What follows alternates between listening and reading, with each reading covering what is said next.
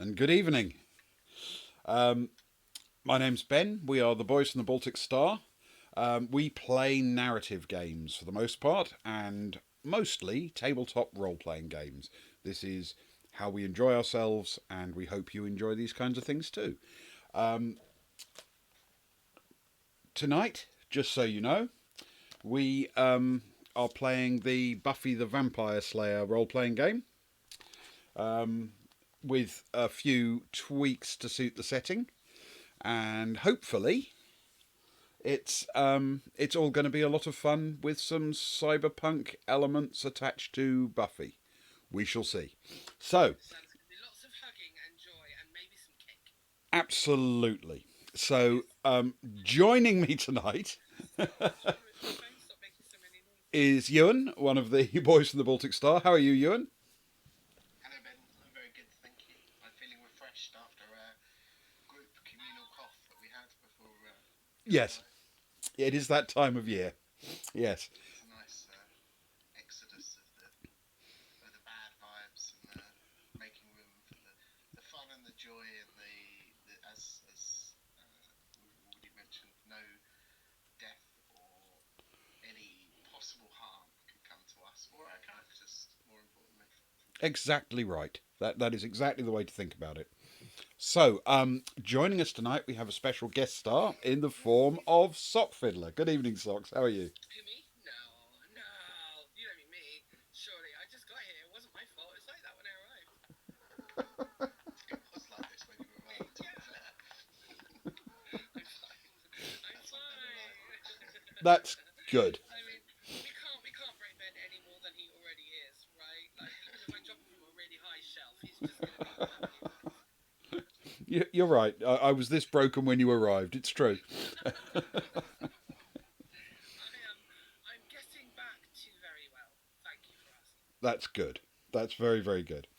Okay, so for those who are unfamiliar, and I can't imagine there are many who are, No, no, no, wait. And also, there's Ewan. yes, We we, haven't introduced Ewan. yeah, yes, we have. Here we are. Oh. Where was I? Pay attention. Bonkers. Oh, maybe I'm not well enough to do this tonight. We started. Let's carry on. More vodka, that'll help. I'm so sorry. I genuinely thought we hadn't introduced Ewan. Oh no, the monkey tails. This is my lowest ever. Monkey tails arrives now. Even in IMT. Hi, Andy. You've arrived just in time for my second introduction. My little breakdown. Completely missed the first one. The worst thing was I thought I was paying attention. It's gonna go great tonight, guys. Okay. Anyway, I'm sorry. Hi, IMT. Sorry, Ewan. Love you, Ben. Let's go. Okay, so for those who are unfamiliar, this is based on the TV show, and arguably that's based on the movie Buffy the Vampire Slayer, and it's based in that canon. This story is set almost a century after the end of the TV series. So it happens after that era where there is only one Slayer, and in the era where there are potentially a number. Just so you're aware for character purposes. It is set in a cyberpunk future, and it is set in London. Okay? So you know all of those things. So hopefully all is clear at this point, at least as clear as it needs to be. We are going to begin with a little bit of character creation, because character creation in this is something that we've never done on stream, because the last time we did a Buffy game, which was set in ancient Rome, I pre-built all the characters. But not this time. This time, I am very unwisely leaving it up to the players to create their own characters. Oh, it's gonna be great, Becky. Have some faith. All right, I'm on board. So broadly speaking, just so you are aware, in addition to the possibility that you might play a Slayer, you can also play what's known in the game as a white hat, which is anything from a hacker to a sorcerer, anything of that nature. But if you prefer, the options do exist for you to play a robot or a werewolf. Oh man, what? Just so you're aware before we start, because that may affect the choices you make in terms of the skills and how you break things down. Can we be a robot werewolf? No, you can be a robot or a werewolf, Man, you want no fun.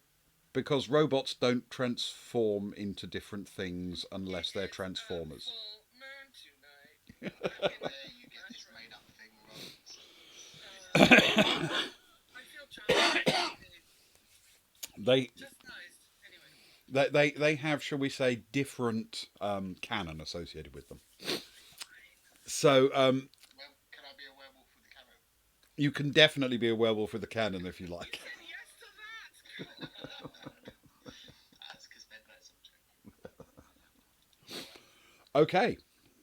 So broadly speaking, the first thing you have to decide is if you're going to be an outright hero character who basically gets more stats, like a Slayer or a Special Forces soldier, that kind of thing, or if you're going to be a white hat, an ally, which gives you, broadly speaking, fewer starting stats but more drama points to play with, which you can use when you need them to improve your chances of hitting a roll. Can I just say, you and your use of drama points in the last episode of the last Buffy adventure was spectacular. It was good, wasn't it? Yeah. Well, I was just thinking that actually I didn't use them that often in the last game, probably, which is why I used them in the very final. With every roll, dude. So I'm not sure whether that's a bad thing or a good thing, and whether I should lean into that or completely remove the problem and not go for a white hat. It's entirely up to you. The story will evolve around the choices you make anyway, obviously, but it will also, you'll find that there are things that you can do more easily if you have heroic level stats. So you may not need as many drama points, and you still get some. You understand?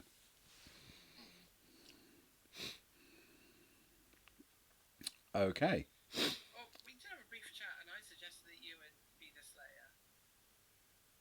And he said no. Fair enough. Are you going to be a Slayer then, Socks?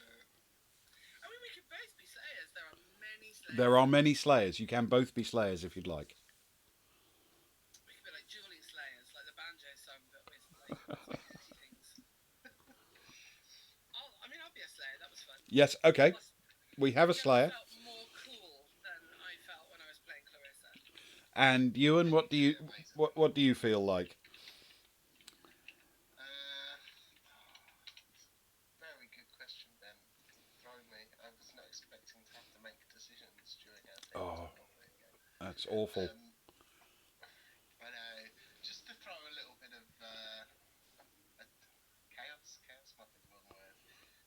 Can I be a werewolf, please, Ben? You can absolutely be a werewolf. Now, if you are a werewolf, let me just quickly check this. I agree with you, Captain. Okay. Yes. You have, as a werewolf, the option to choose to be a heroic werewolf or a white hat werewolf. What are the differences? Well, essentially, remember, a white hat gets more drama points but lower basic stats. However, you do get a bit of a buff to those stats for the physical stuff, being a werewolf. And for the purposes of the story, you have to be the kind of werewolf who has already learnt to transform to and fro at will, not driven by the changes of the moon and not unable to control it. You have to be Oz after season 3. Exactly, yeah. Let's go with the one that's not that. Please, Ben. Of course not. Well, I wanted to throw some interesting things in there into the mix. I got you. Potentially have to deal with. Also, can I tell you that not actually got. I have no idea who he is, but everything that Captain Button has said, I love. I'm in love with Captain Button already. He wants to slay Ninja Power Robot is good. Ben will say no because you can't be that kind of a robot. Um, I'm afraid Pirates you work. wouldn't be able to get enough points to be a robot if you were a Slayer. But there was a robot Slayer. Um, She was built by Warren. not Jonathan. not actually a Slayer, just a Buffy. God, fine. Technicalities. I hate people who know more about things I don't know much about than I do. It was an adorable character, Robot Buffy, but not actually a Slayer, just a robot. Right. Okay. So you as a werewolf, awkwardly, and I'm a Slayer. Okay.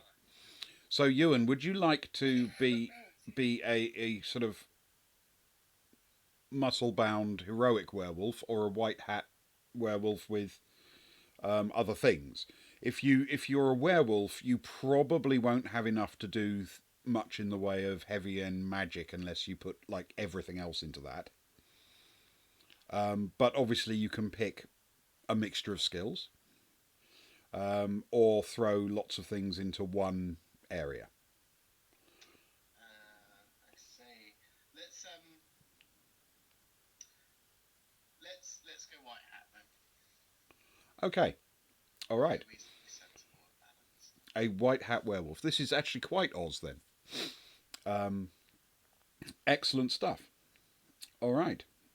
Um, so, um, all right. Yeah, that makes perfect sense. So, on that basis, you each start with a pool of things. So, if you've got a way of making a note, first of all, can I have a name from each of you? Do we have to? Do I have to have the name now? No, it's not essential. Okay, because I'm working on it. It just hasn't. It hasn't fully gestated yet. Yeah.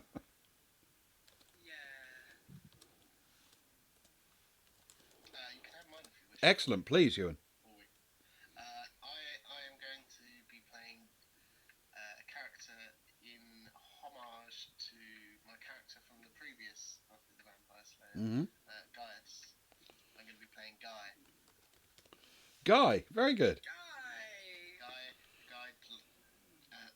Can't even say it. Guy Line. Now this stopped working. Guy Deline. With an apostrophe or? Yes. Oh man, I love how you can be the best and the worst person at the same time. Excellent. Guy it is. Right. Um, all right. So for your character, Socks, you get 20 attribute points, 20 points. That sounds like a lot. 20 quality points, That's more than I have in real life. 20 skill points, Also, and 10 drama points. I feel I have more drama points. And you will have 15 attribute points, 10 quality points, 15 skill points, and 20 drama points.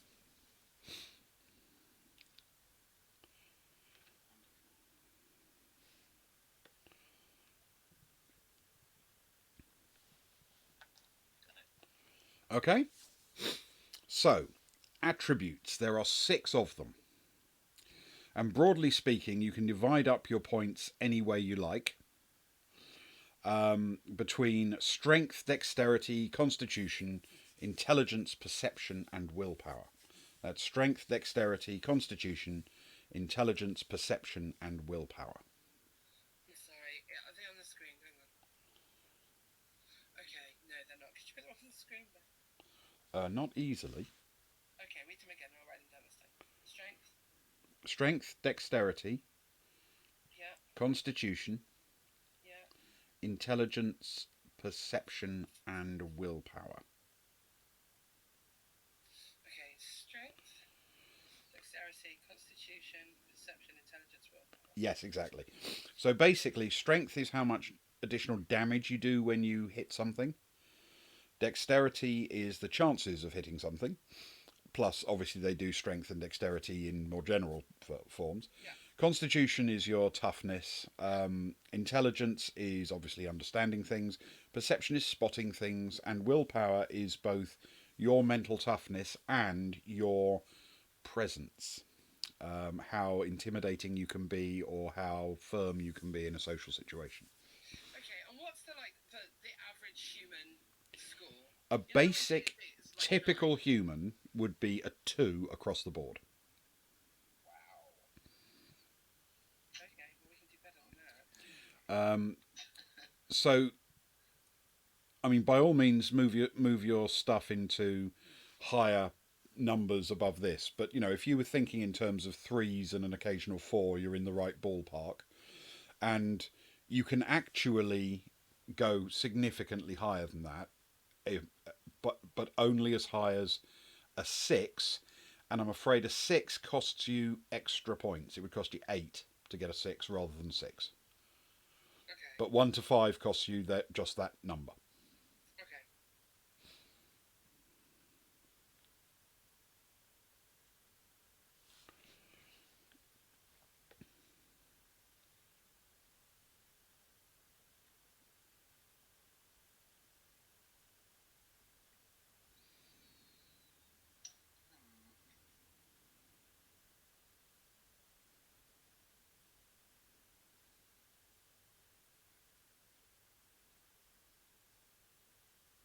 Okay, I've got my.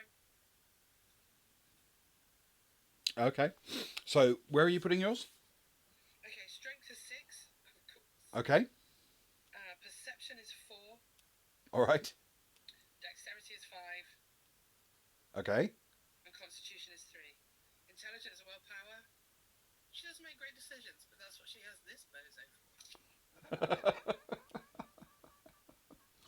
So you're going for a 0 in the other two, are you? Well, because the natural human level is already 2, I don't feel there's 0. I don't feel like the subhuman. I feel like I automatically get 2 in everything. Yeah, well, you should, right? Because that's why I asked. Like, the normal human level is 2. Well played. Well played. Wait, did I actually get that wrong? Am I cheating? Maybe. What do they add up to when you when you put the zeros in? Because you've only got 20 to spend, remember, and 8 went with your 6 for strength. I counted 6, 5, 4, 3 is 20 because the 6 counts for like 8. Yes, but that means zeros in the other two. That's what you want, is it? No, because the normal average human score is 2. I know, but you've chosen zeros. No, because by default there would be 2. She's not like dribbling her dinner down her chin every night. Well, apparently she is if you've chosen that for her. Oh my god, okay, fine. I will put a 5 in strength. And that frees up 3. That effectively frees up 3 for you to play with. 5 in strength and 4 in dexterity. I don't want a 4 in dexterity. A 5. Okay, I'll do it all again. Fine. Just so you're aware, a Slayer will get +3 to Strength, Dex, and Con, and plus Oh, and +2 to Willpower when you become Slayer. +3. Fine. Okay, well that changes the game somewhat. 4, 4, 2 and 2. It must be so hard having so many points to spend. It's a burden. You don't know. I mean, you really don't know. It's horrible. No, I don't. It's like being the captain in every ship that you ever play a game in and hating every minute of it. Now that sounds like a bit. I don't know how you cope. Okay, 4s across the board except for intelligence and willpower, which are both 2s. Done. Okay, I don't mean to be so bland, but the +3s really changed the game. fair enough. Okay, all right. And Ewan, have you worked out what you're doing? Yes, I am going to put 3 into strength, 2 into dexterity, 2 into constitution, Mm-hmm. 4 into intelligence, 3 into perception, and 1 into willpower. 1 into willpower? Because a werewolf with very low willpower sounds entertaining. It does sound fun. For me at least. Okay. All right. So, with that part done, we now move on to what are called qualities. So, as a quality set, our Slayer gets 20 points to spend, and our White Hat gets 10.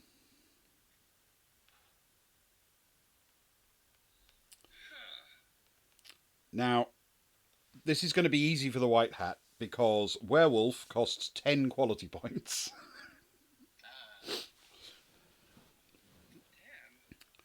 Damn. Okay?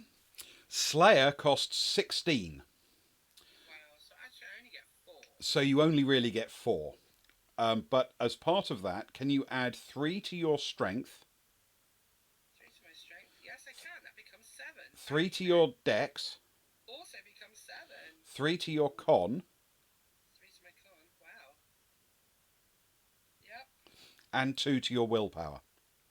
Where does willpower? Oh, wow. Okay? You also have a few additional traits in your in the qualities area, Okay. but we'll come back to them as we go through because you can. Well, in fact, since we're doing qualities now, let's add them in now. You get the qualities: fast reactions, Fast reactions. Yep. nerves of steel. Nerves of steel. Basically means you can't be frightened, I mean, I have that anyway. and hard to kill 5. Hard. Now, does that also apply to Ewan's character? Like, am I hard to kill if he's trying? You are hard to kill. Ewan's character is not. No, what I mean is, if his willpower save against, she said something really sarcastic and I have no adequate response, I want to kill her, and then he fails the willpower save and tries to kill me. Am I also hard for him to kill? Yes, you're hard for anyone to kill. Excellent. All I heard was I say something really sarcastic and I don't want to deal with the consequences.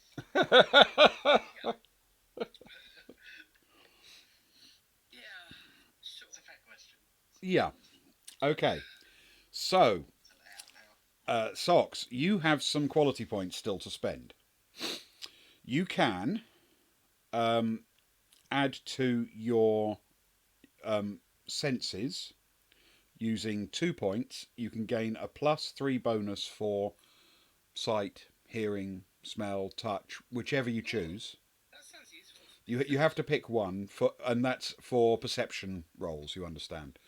So it could give you very keen sight or very keen hearing, for example, and that would cost you 2 points.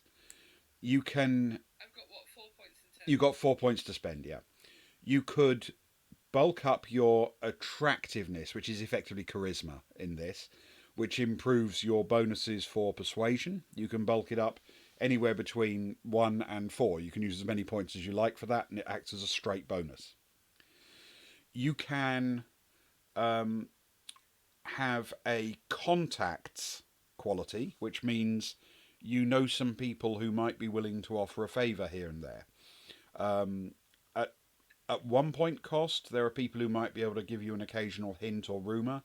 At a 2 point cost, it would be even someone who might be willing to give you a lift somewhere or help you out a bit. You can get fast reactions, but you already have that, so you don't need it. And hard to kill, you already have that. You could choose the nerd quality. If you go for that, you can choose 2 of the mental attributes and give them a +1, and then also gain a bonus in computers, knowledge, or science, your choice. Okay. You're immune to fear already. You can have a bonus to your situational awareness, which gives you a +2 to your perception of danger and threat. And that's about it. Those are the options you have available. So you can improve your senses, improve your persuasion checks, gain some contacts, have um, some bonuses to your sort of mental attributes and technical skills, or situational awareness. Situational awareness is just 1 point, is it? It's 2 points, and it gives you +2 to your perception rolls in threatening situations. Okay, let's take 2 points in situational awareness. Okay. So that means you're looking at acute senses, which you can have a +3 for a single sense, a bonus to +2 for your persuasion if you go for attractiveness. You could have contacts who are potentially useful for 1 or 2, and you can no longer do nerd because that's a 3-point skill. But No, as Buffy said, yeah, but I'm still pretty. It's yeah, going to be 2 in charisma, please. brilliant. Okay, so that's attractiveness +2.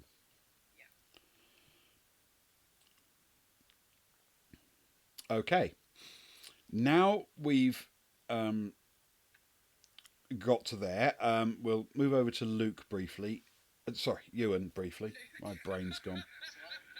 They do merge into one after a while, it's true. Right, Ewan, your character, your werewolf guy, gets, when in werewolf form, +4 strength, +2 dex, and +2 con. +2 to the top 3. Yep, to the physical stats. Yep. Yeah. So +4 to your strength and +2 to the other 2. Okay. Now we need to calculate your life points. This is your hit points, basically. So obviously you're never going to need those, but just in case, just for pro forma, just because it's something you do. We might as well take Kelly, hello. Oh, apparently we can't be heard. Kelly's saying that she can hear Ben, but not me or Ewan. Oh, hold on a second. It's worrying that we've been up 46 minutes and this is the first we've heard of it. Oh, 1 second. Let me see if I can fix this. 1 moment.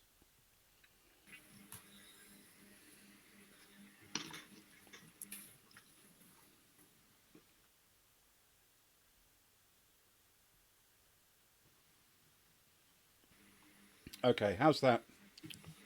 Hubba lubba lubba lubba lub. Hello. Hello. Hopefully that's better. I assume it's a hangover from Luke normally being quiet and perhaps It's turning entirely into possible. Oh, thank you, possibly. Kelly.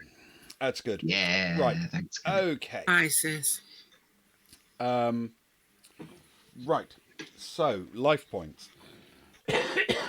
This is done on a kind of grid, so I'm not going to take you through the everything, but basically we need to know your strength and your constitution. And for the purposes of Ewan, that means you're going to have different values depending on whether you're a werewolf or not, if you see what I mean. Ooh. Yeah. Whether you're in wolf Do form. indeed. So, Socks, what is your strength with all the bonuses? My strength with all bonuses is 7. Okay, and your constitution? Also 7. Okay. That gives you a total of 66 life points. Waha! And Ewan? Strength and constitution normally? In human form, Mm-hmm. strength is 3, constitution is 2. Okay, that's 30 points in human form, and of life points, and in werewolf form, you've got strength of 7. 7, yep.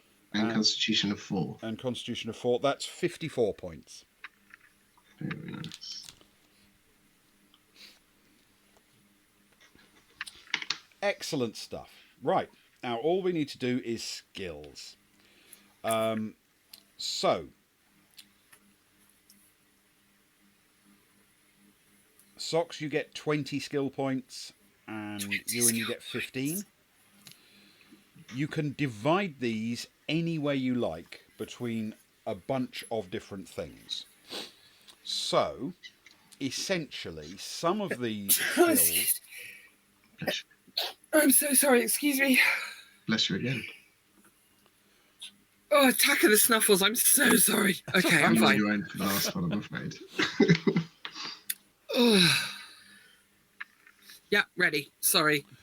So, some of these skills are exactly what you'd expect. They are things like there's a skill called Getting Medieval, which is melee combat, Kung Fu, which is unarmed combat, and Gun Fu, which is ranged combat. There's skills that cover certain sort of categories of knowledge, like art, computers, driving, doctor, languages, something called Fix It, which is repair, science, and sports. But there's also a few that directly affect the way your character behaves normally. So, acrobatics is normally a good one for a Slayer, for example. Yeah. And notice, which is your ability to spot things. That's obviously helpful for quite a lot of characters. Influence can be handy for persuasion and things of that nature. So the full list is acrobatics, art, computers and crime, doctor, driving, getting medieval and gun fu, influence, knowledge, kung fu, languages, fix it, notice, occultism, which is knowledge of the arcane, science and sports. I really wish you'd written them down because I'm finding this incredibly hard to absorb. Medieval Kung Fu. Yes. Sorry, could you read them again? I'm so sorry. Acrobatics. Okay. Art. Yeah. Art. Whatever. Computers. Luke's not here. Yeah. Crime. Crime? Sorry, just straight up crime. I'm just really good at crime. Yep. Yeah, it's anything underhanded from picking locks to sneaking around, that kind of thing. Could that be knowledge thereof as well? Yes, it absolutely can. Definitely something a werewolf should be good at. Crime. What do you do? Crime. Nice to meet you. Doctor, which is obviously medical stuff. Driving. Okay. Getting medieval. Okay. Yeah, that's one for me. Gun fu. That's also one for me. Influence. Influence is like more persuasion, right? Exactly. Okay. Knowledge. How many of these can I pick? As many as you like, and you can distribute your points between them freely. I have 20 points for this. Yes. Holy crap balls. Okay. And 1 point is a bit good. 2 points is quite good. 3 good points is like... How does it... These are just pluses to rolls. If you were a genuine expert in something, you'd probably be a sort of +5.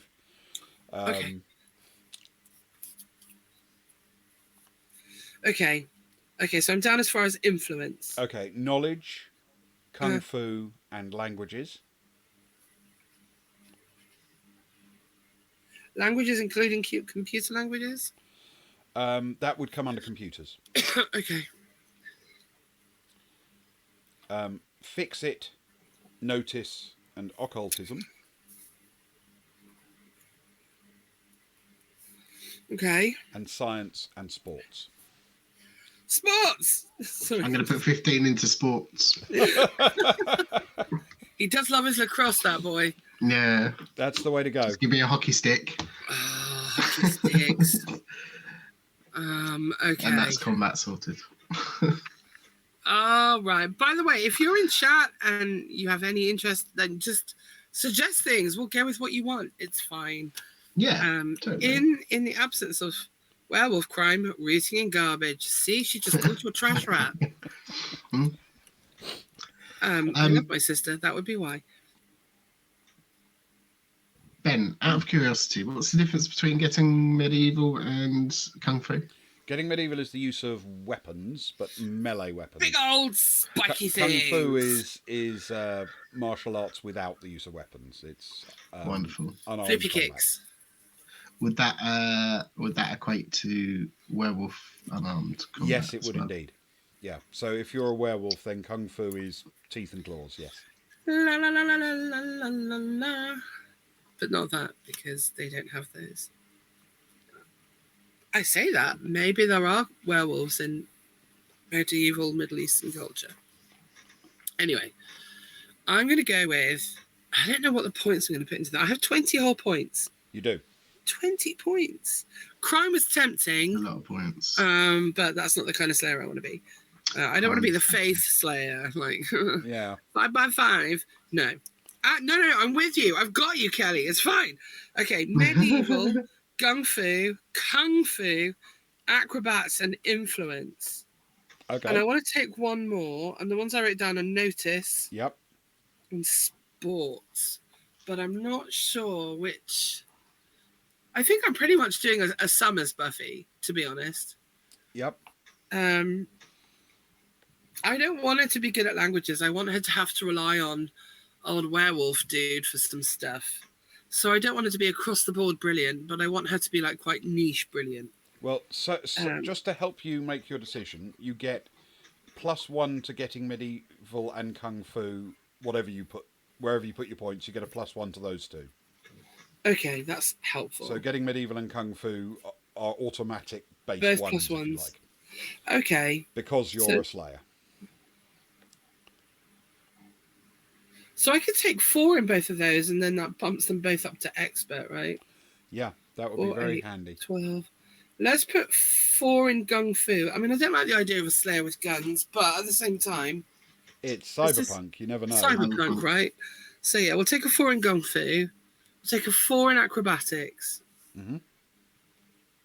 So that's 16. Laser crossbow. Kelly's all over this.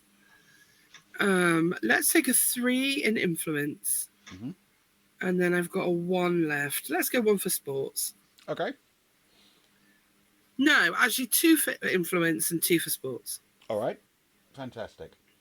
So that's like I can throw something in the air and then hit it with a piece of wood and make an incredible like baseball type attack across a room to somebody who's running away. It's that kind of ridiculousness, right? It's yeah, well, I mean, what I can actually do is if I give you the description from the book. Okay. It says the ability to hit a ball with a stick, throw a ball, or do other things that may or may not involve balls. All sports are covered by the skill, except things like boxing and martial arts, obviously, and gymnastics, which is part of acrobatics. In a pinch, sports can be used instead of other combat skills to do things like swinging a baseball bat or or tackling a monster. So it's riding a horse a kind of sport? I don't see why not. Nice. All right, we'll go with that then. Cyberpunk is famous for its horses. That's a key part of the genre. You know, you say that with a sneer, as if the whole of the last adventure we played didn't have loads of horses. It did. You're right. Absolutely. Bloody Ewan, learn to talk Couldn't to move them, for heaven's horses. sake. I know, right? We found the baddie's lair because of the horses. Yeah, right. Yeah, I'm happy with those. Okay. And Ewan, have you picked some skills? Yes, I think so. I'm just debating whether to narrow them down or keep them as broad as I have them. You get 15 to distribute. I do indeed. It's no 20. I would like to take, please, Ben, 3 in Kung Fu. Okay. I will certainly take. I will then take a 2 in Notice. Cool. A 3 in Knowledge. All right. 2 in Languages. Mm-hmm. 2 in Occultism. Excellent. And 3 in Computers. Fantastic. Excellent stuff. Right. The only other skill we have to add is for socks. Oh, okay. You get one more thing. It's a unique Slayer trait, which is the ability to sense the presence of vampires and identify Oh, them. and I thought it was going to be sarcasm.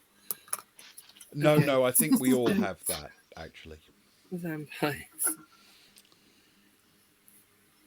Okay. Although the lines become more and more blurred the more time you spend.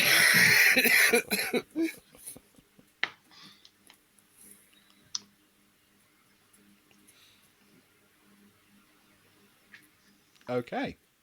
Cool. All right. With that underway, let me introduce you to the story. Would you like my name, by the way? Oh, yes, please. I say that like I wrote it down, and then I forgot where I wrote it down. Okay, no, I'm just going to go with the first 2 words that came in my head, and they are Ridley, Polyglot.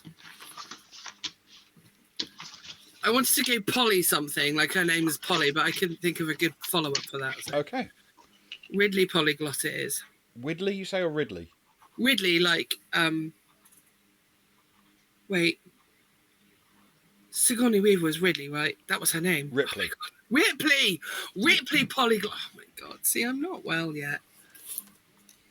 Ripley. Okay. Polyglot. Polyglot. Fair enough. Glottic. Okay. So. Just knows lots of words, Kelly. Not necessarily what they mean, just knows lots of words. Right, Pop, jump up. Guts. And into bed. Good girl. London, 2099. Into bed. Dominated by huge corporations that have taken over parallel functions to every part of government, the city has 100 police forces and 100 health systems. The best description of how government works these days is feudal. When the elected government needs something done, it's put out to competitive tender. If you need a war fought, then there's a corporation that will do that for you, at a price. If you're an employee of one of the giant corporations, then life is easy.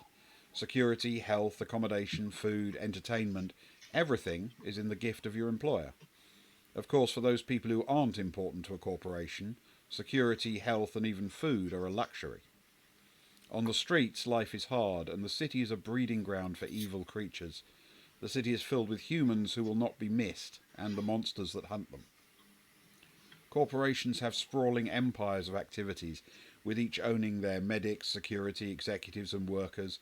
Entire divisions are bought and sold from company to company. Companies have their secrets kept jealously from their rivals. In the lowest level of the Marylebone office of the Summit Agri-Systems Corporation, in the cellar, is a small group of corporate security experts. They're divided into operational teams, each keeping their responsibilities secret from the next. 1 or 2, it is rumoured, are there to keep an eye on the other security teams. Far from the garish lights of the West End and the Buckingham Palace Casino, where Summit Agri-Systems has a modern headquarters in Piccadilly Circus, the Marylebone office is a very different place. Generic, grey, taken over as part of a deal to take a large computation centre from another company. Summit bought the building, the employees, and the contracts they held. Perhaps the new owners didn't even pay attention to the security departments in the cellar, but we will. It's late in the evening, as the employees of the enigmatically named Room 97 arrive for work. And we begin our story. Sorry, can I change my... I just honestly thought of the character name I really, really want. Sure. Sorry. Her name is Barb Dwyer. Okay. Thank you. Honestly, I've never taken so many notes in a game before, and most of them are just Sox's names. I really struggled this time on finding one. I know, it's cool. It's an important thing that you're going to have to stick with for at least probably 3 years. At least 3 years the way we play. Sorry, what are we, Barb? Barb Dwyer. Thanks. The two of you are employees of Summit Agri-Systems, and you work in a department known as Room 97. Room 97. Room 97, yes. It's literally the room number in which you work, and it's the only designation your team has. It's in the cellar of a grey, rather squat office building on the Marylebone Road. Any indication of what we do there? Well, you know what you do, but most of the people who work for the company would be quite surprised, put it that way. And as you make your way down into the cellar, passing the familiar and rather bored security guards, you don't necessarily recognise any of them because they wear these helmets that cover their faces, but they clearly recognise you and give you a nod as you pass. And when you get down into the cellar, there's a long, dingy corridor which stretches down between identical looking doors, one of which is room 97. So, are you arriving together or separately? Do we know each other, Ewan? Are we already friends? You work for the same very small team. Yeah, but are we friends? I would say Guy is quite a friendly person by nature. Probably because he has to be, given the other side of his personality, I suppose, compensating for the werewolf part in him. Whether you would be friendly with him or not is up to you. But let's find out. Okay, I think I've got my character sheet correct as well. Good. We'll just have to see. Oh, and 66 life points. Yeah, 66 for you. Sorry, curious, how many did you end up with, Ewan? I just want to feel superior for a moment. It's somewhere between 30 and 54, depending on... Nice. Okay. So, cool. Entering the room, you see that room 97 literally is just a room. It's not tiny by any means, but it is a room. And in the centre of the room is a fairly substantial table. It's a much more modern looking table than a room like this deserves. It's smarter, sleeker, and clearly contains electronic gubbins and the like. The walls are largely bare, and obviously there are no windows. You're in a cellar, but where there is stuff around, it tends to be computer cabinets, and you can hear the sort of hum of the fans and the noise that the cabinets make as they process information. Once you're both inside and the door is closed, there's a brief moment of absolutely nothing happening, and then the top of the table projects a sort of hologram of a friendly looking middle-aged person in a tweed suit standing in the centre of the table. Oh, God. Oh, man. It makes me jump every time. How do you... That's amazing. I'm sorry. Hello. Morning. Yes, sir. Also, if I've been working here a while, can there be like one single personal touch that I've added to the room? I don't see why not. What would you like it to be? I would like it to be, you know, those flip top... Okay, Ewan bought me for Christmas this calendar that has like loads and loads of emotes on it, and you flip it to which way you're feeling, like every day. And so this morning, like when she gets in, can she just flip it to cantankerous? And then like just, and it's just the emoji of like a really grumpy face, and then she puts that on the table next to the hologram projector. Absolutely fine. Yes. Thank you. A rocket launcher. Oh, Kelly. That's my sister. That was then. This is now. although I believe that the calendar that tells you how the Slayer is feeling could help avoid situations. It was nearly going to be a pinwheel that I'd attached to the fan, so it's cheerfully turning and clicking quietly in the background. But I decided not to go with that. Yes, excellent. So, the figure immediately speaks in a fairly gentle, received pronunciation kind of English accent. And he says, "Good evening. I hope Evening, everyone's John. well." I'm sorry, I was watching that old TV show with the women and the guy who's like, "You must go kill it," and they were like, "Yes, Charlie," and they've got these amazing hairdos and they ride bikes and wear leather. Anyway, hi, how are you? I am, as always. Um, we have some information that I would like the two of you to investigate. Ooh,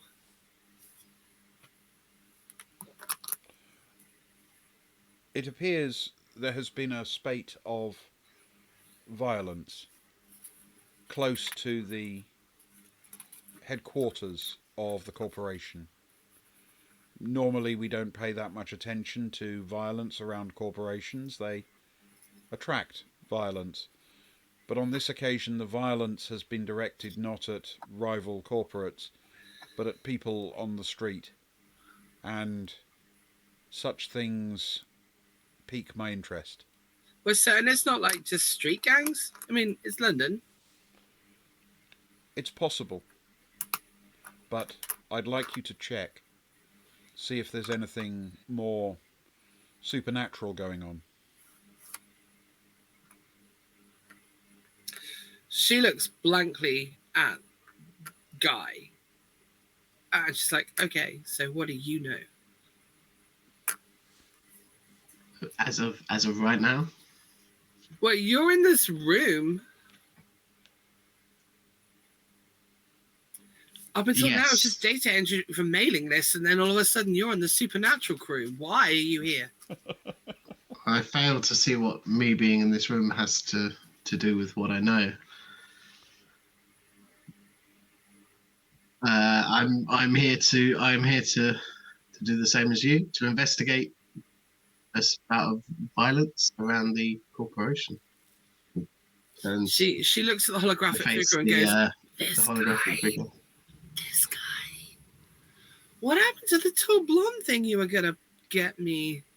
You promised. Take this posting to this underground grey room, and I'll get you some pretty giant blonde eye candy. And instead, this guy." I try not to make promises because I usually don't keep them. Yeah, I figured that out. Guy cracks a knowing smile when she says tall and blonde.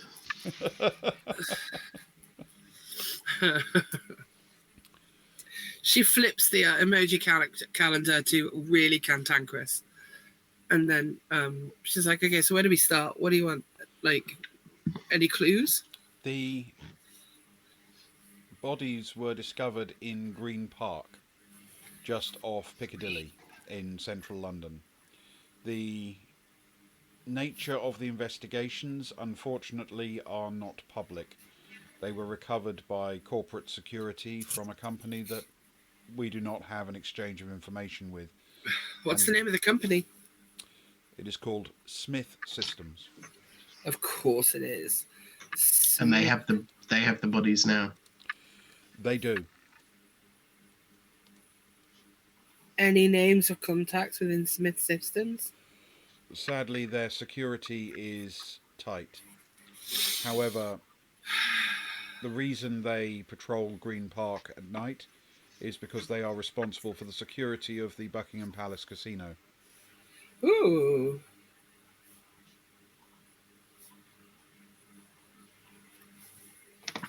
And would you suspect that that's where they've taken? It is their only facility nearby. However, perhaps they haven't taken them there, but it would be where I would start looking.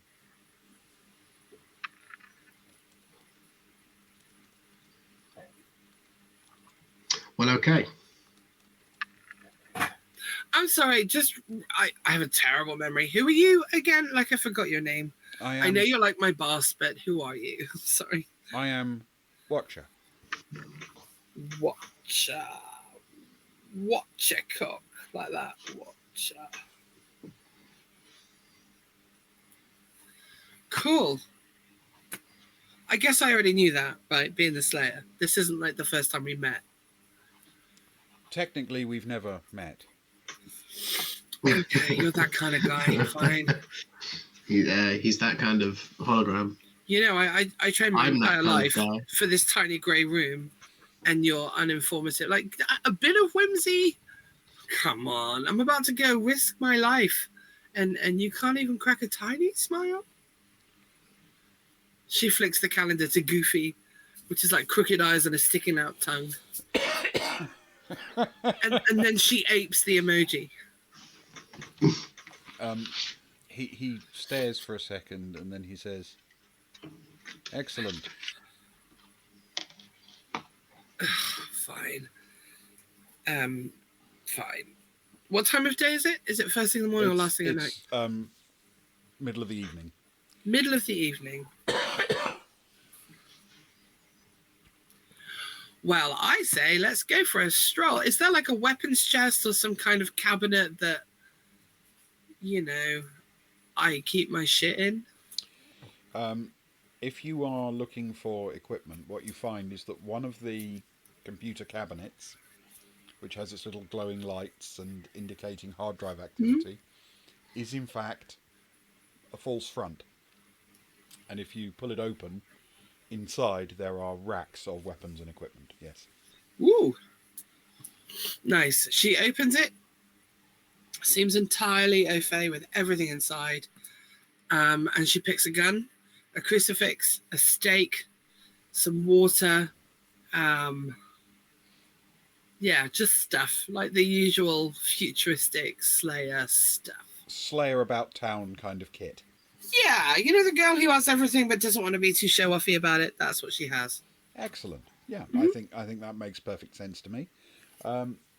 Ewan, is Guy looking for anything in particular? He'll have a little a peruse and. I'm sorry, whose weapon cabinet is this? It belongs to both of you.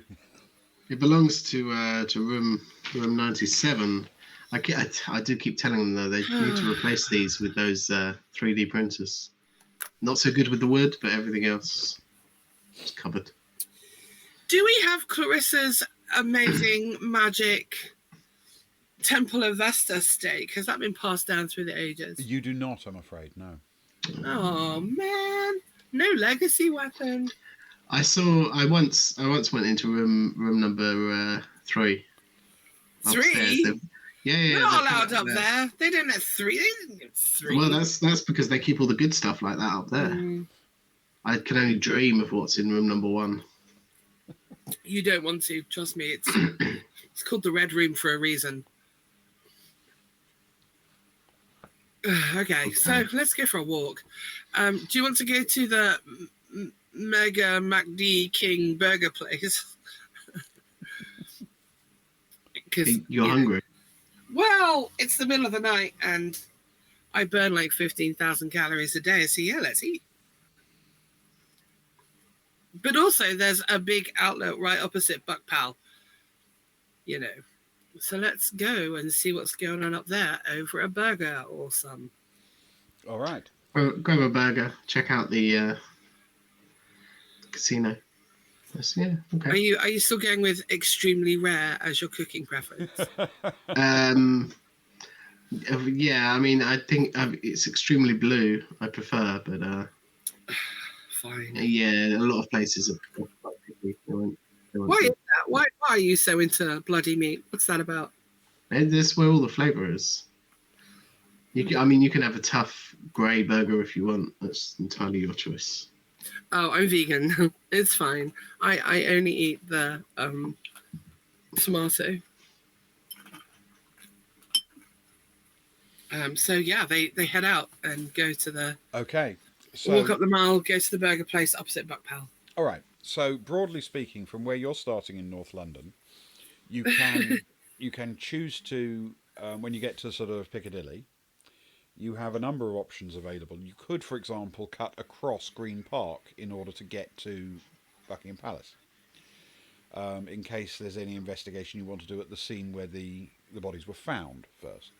If you want to go straight for the casino, then you can go around it or through it to get there. And when you get to the other side, you can indeed find a burger place overlooking the casino. Can we get to the edge of Green Park, Mhm. and then Barb will say to Guy, just stay really, really far behind me. Like, keep an eye on me, but let me walk through the park by myself. And she'll kind of muss up her hair a bit and kind of walk a bit more daintily. Just try to look a bit more like typical girly. A bit baity. A bit baity, yeah. Yep. A bit trappy. Yep. Um, Okay. As Guy follows, can he'll pay rough attention, but can he keep an eye out for any homeless people or anybody that looks very much like this is their sort of area that they hang around in Yes, indeed. on a regular basis? I think we have reached the point for our first rolls. Woo! This will be a notice check. So you can use your notice skill if you have any. I do. I don't remember where I wrote that down there. Here. And perception as the basic attribute. So you take your attribute or whatever your perception attribute is, add whatever your notice skill is, and then roll 1d10 and add that. Oh, wait, no, I had perception. I didn't take note. I thought I took notice. Oh, that's very confusing. Because I wanted to add to the already pretty good perception, or maybe I changed my mind at the very last minute and didn't make a note. Which was entirely... You didn't note it? No, I'm sure. What do you have written down for me there, Ben? I haven't got you down with notice. Okay, then let's just say I changed my mind at the last minute. But I got a pretty good perception anyway, right? Yeah, you should have. 4. Yeah. Okay. So it's 4 plus a d10 Okay. for you, and Ewan, it's your perception. Is that me as well? Yeah, both of you, please. 11. That's 11 in total? Mm-hmm. I hit 0 on the dice, which is, I believe, a 10 It plus is. 5 is 15. Wow. 15, This you say? guy. Okay. In order to hit a success in this system, a basic success, you need to hit a 9. So both of you have achieved this, but more importantly, success comes in levels. And for Glassy, come. those Sorry, did not think of results, Socks, you have what's called a second level success, and you have a fourth level success. Okay. So Ewan first.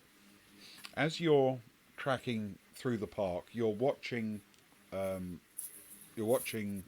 of course, keeping an eye on her, but you're also looking left and right, glancing for any people loitering around, any movement. In the far distance, you do spot a couple of uniformed security guys moving around, but they're moving away from you, and they're a distance off. The first thing you notice that's more interesting than that is hidden around behind the entrance to the tube station for Green Park, which the entrance that's actually inside the park itself. There are a couple of middle-aged men sitting down, looking quite scruffy. They aren't. They certainly don't look like corporate employees, and they may have found a sort of quiet place to sit where no one will bother them. And off in the distance, you can make out This sounds entirely like London so far.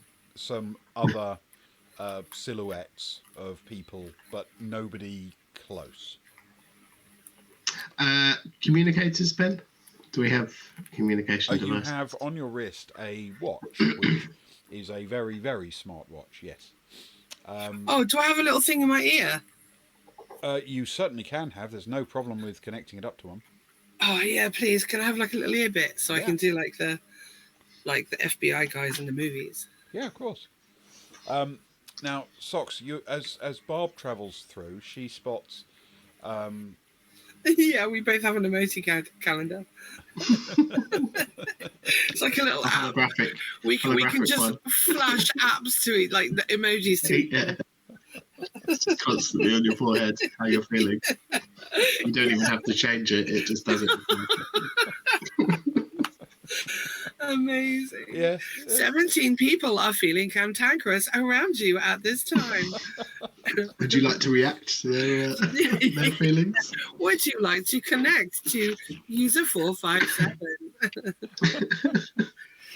Oh This man, will he be got Ben. dystopian pretty quickly, didn't it? Very soon, this is going to be Ben doing Aldous Huxley. Yes. So as Barb travels through, Yeah. she spots the sort of far side of the park where the railings lead out onto the area in front of Buckingham Palace itself. Over there, you can see the lights of the casino, and from where you are, you can see you're a little further into the park. You can actually see um, a sort of smallish group of silhouettes of people who are leaning against the railings of the park, and they look like they are loitering, but nothing. Are they doing the classic cyberpunk thing where they've got the popped collars and the cigarettes, and one of them's tying up a shoelace and looking over his shoulder, Pretty much, and they're all got high yeah, top tennies and very tight jeans. The whole yeah, thing. One of them's got a glowing eye. yeah. This is kind of Reservoir Punk's moment, yeah. Amazing. I love you so much right now. Okay, she's pretending to listen to music. She's singing along to the latest banging future tune, and then she drops something. Like she completely manufactures a drop. And she's like, "Oh my goodness!" And then bends down and looks completely helpless, and makes a big fuss about picking up this thing. All the while, she's checking out the cyberpunk guys and seeing how they respond to her. Okay, all right. Um,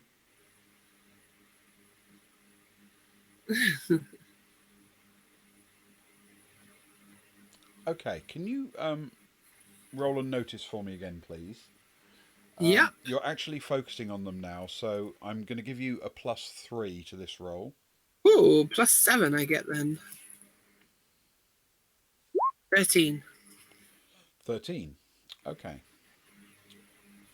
By the way, guys, I'm rolling a roll 20. I'm not just making up numbers. I only do that for Orbital Blues. All right. You spot one of them detach from the group and start walking towards you, not at any particular pace, but with fair efficiency. Just With intent. a gentle ambling stroll in your direction. Okay. And as he's doing that, we will turn our attention to Ewan. You have, remember, the two guys looking scruffy and possibly homeless in the park. And you've seen people off in the distance, and of course you're keeping an eye on Barb as well. Who says you can't Guy. multitask? Yeah. Guy will drop a message to Barb and just say, going to ask some questions by the tube station. Bob replies, I've got a bite.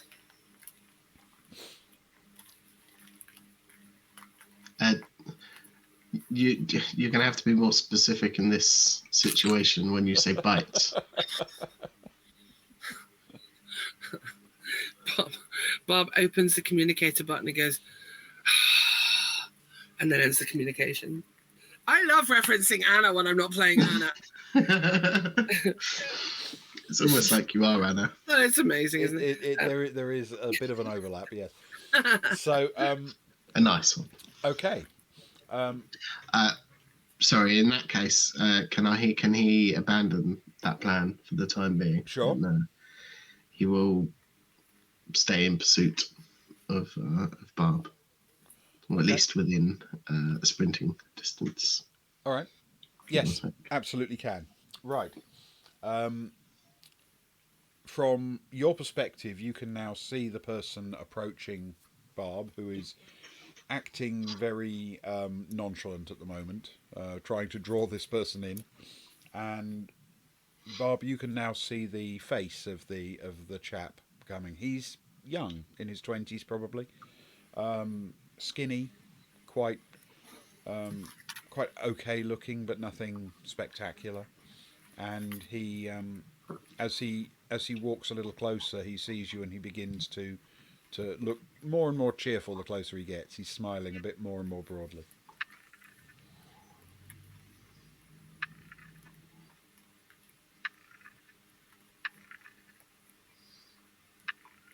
Look how confused Ewan is right now. He has no idea how to respond. I don't have to. Wait. they're approaching Barb, right? Yes. Ben? That's what you said. Yeah, I don't have to do anything. For the time being, right? I'm not gonna. So heroic.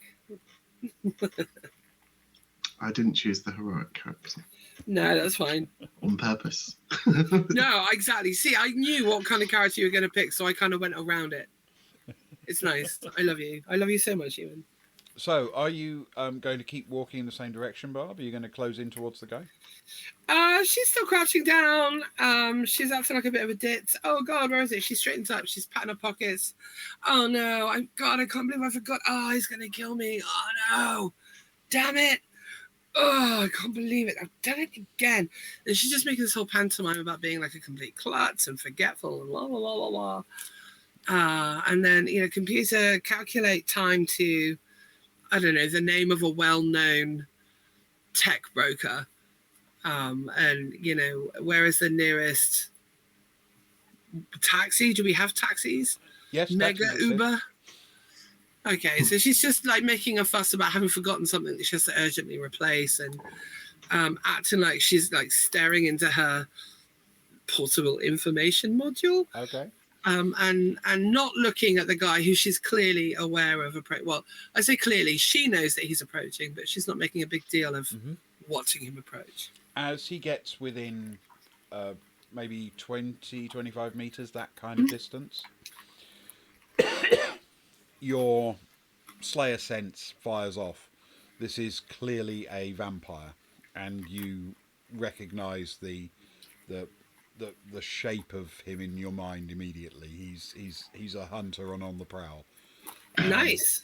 And he's closing in, looking completely Hungry? relaxed and Nice. And very much in his element, as if this is going to be literally the easiest lunch he's ever going to get. Perfect. She did put her stake up her sleeve, like all good slayers do. Of course. She gives her wrist a little flick just to make sure that it's going to deploy when she needs it, and otherwise she's like, oh no. And then she sees the guy and she's like, oh, excuse me, hi, I'm sorry to disturb you, can you possibly help me? I'm so sorry, I'm in such a pickle. Oh, I can't believe it, what a day, it's just been a nightmare, you don't even know, it's been terrible. As he closes, he's not slowing down, he's still walking straight towards you as he speaks. He says, sorry to hear that.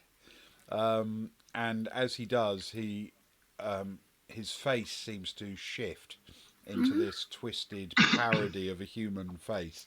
His jaw distends and changes, and he opens his mouth to reveal a set of fangs.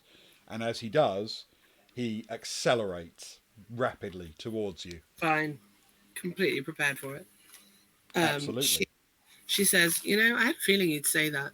And then instantly out pops the stake, and she's trying to grab him by the neck and throw him to the side so she can, she's got the stake in her right hand. She's trying to toss him with her left hand so that she can then land on him and stake him instantly. Excellent. Okay. This is effectively a fairly instant reaction for you. Can you make an attack for me? But if you want to do it that way, we're going to start with acrobatics, please. Yeah. To, That's 4. so acrobatics, and you can have your dex with that as well. Okay, so I'm rolling plus 11. Yes. Roll 1d10. 10 plus 11. 17. Ooh. Okay, that is comfortably superior to his role, as it turns out. You catch him completely unawares. He is literally moving in for the bite when suddenly he is, to his quite significant shock, thrown to the side, thrown onto his back on the ground, and has someone he thought was no threat whatever land across him with a stake in her hand. Would you like to stake him this turn? I think I might yeah. In fact, I'd like to go boo and then stake him. Excellent. Okay, can you please roll a medieval roll for me? Getting medieval. And you have Dex with that. Okay, that's 7 and that's 12. 14. That's quite a bad roll with quite a good bonus. 14. Okay. Yeah. Yep, that's +3 to the damage. And the damage you're going to do with this is... let's try this. Yes. So, what's your strength? My strength is 7. Okay, so 3 times strength is a hit with a stake. That's 21 plus the plus 3 that you got from the roll is a total of 24. A stake does double damage to a vampire automatically, which 48. means that's a total of 48, which is enough to do him with a single hit. He turns into a cloud of grey dust and mist, and disappears from between your legs as you're sort of kneeling across him. And without him even having a chance to say another word, he is done. She just gets up, brushes herself off, looks at the rest of the group. Okay. All right. You both see that the others, there are 3 others by the fence, have been paying just a little bit of attention to what's going on, and suddenly all 3 of them are running towards you as fast as they can move, and they can move quick. Nice. Can I grab my wee battle axe that I took from the cupboard and put on my hip? Sure. And on my other hip, like on my stake hand hip, is the laser. But I'm not going to use the laser weapon. I just want to check it's there with my stake hand and then get ready for more business. All right. All right, so Luke. Is that a Luke? It's a Luke. It is a Luke. Yes. And Happy Ewan? day after your birthday. What are you doing, Ewan? Is it reasonably quiet other than the people that you have mentioned, or is it quite busy around here? There are a few other people in the park, but nobody else appears to have noticed anything untoward yet. Guy will start running over in the direction of Barb. As they get closer, can Barb wave at the one that's leading, and kind of flag him down? But no, seriously, just stop for a second. I need to ask you something. no, sir, just honestly, just one thing, and then we can do this whole, good guy, bad girl. Well, no, we'll do it in a minute. I just need to ask you one thing. Can you try and persuade for me, please? Yeah, I can persuade, and I've got that whole influence thing going on as well. You have. You've got influence. Yeah. And I can't give you your attractiveness bonus on this one, I'm afraid, because it's not really that kind of circumstance. But I'm being really nervy. But influence you can definitely have, so you can add that bonus and your willpower, I think, for this. Okay. So 4, 6. 1d10 plus 6. 13. Okay. Nice. To your absolute shock, he does actually begin to slow down a little. maybe it's what you said. Maybe it is a consequence of his friend being just evaporated in front of him, and he's thinking better of the charging headlong into it process. But whatever it is, he slows down just a little bit, and it's enough for you. And you can pick your route if you like. The vampires seem to be pretty hard focused on Barb, so you can come in from the side if you'd rather do that rather than come in directly alongside Barb. That would be wonderful. Guy would very much like to try and time a run to take them out from the side before one of them out from the side before they get to Barb. Okay, and at least even the numbers up a little. Yeah, and can you tell me, are you transforming as you do this? I would like to leave it to the very last minute. Seems a bit early. Okay, yeah. Not just yet. Fair the enough. dive Guys, through the air to try and tackle them. I would like to try and do it then. Okay, all right. So, Bob, do you have? I mean, were you just trying to slow them down a little bit? I have a question. Or did you actually have a question? Okay. No, yeah. I actually. So he slows down, and she's like, "Dude, I've always wondered, doesn't this whole existential wheel get wearing? Like, you hunt me, I hunt you, you kill people, I'm gonna find you, you get all hunty and then I get all stabby and poof. Do you ever think that maybe there's a different way to resolve this constant tension? Doesn't it just like wag you out a bit to be endlessly on the other end of a pokey stick? Also, can I have your shoes? I'll tell you what. Can you roll? You just killed his friend, and now you're going to steal his shoes. I'm not going to steal his shoes. He's going to die with them on anyway. I mean, he might not get a waste. A D10 plus willpower for me, please. Okay, 1 D10 plus willpower. Yeah, so you get double willpower. Plus 8, you maniac. That's 16. Okay. Okay. All right. His friends flank him, one each side, and he thinks for a moment about what you just said, and then he said, "I don't talk to food." And he leaps for you. Dude, you suck, because those shoes are about to go to monumental waste. As he's in the air, she swings with her axe and stabs, like lunges with her pokey stick. Okay. All right. This is a combat round. We're not. If you remember, for those who haven't seen it or forgotten, the way we do initiative here is in the Buffy game, you don't sort of roll for initiative. Your initiative is dependent upon how complex your action is. So, if, for example, you are shooting a weapon, you can take the turn to aim and then fire at the end of the turn, but in doing so, you'll get to go last, if you see what I mean. Yeah.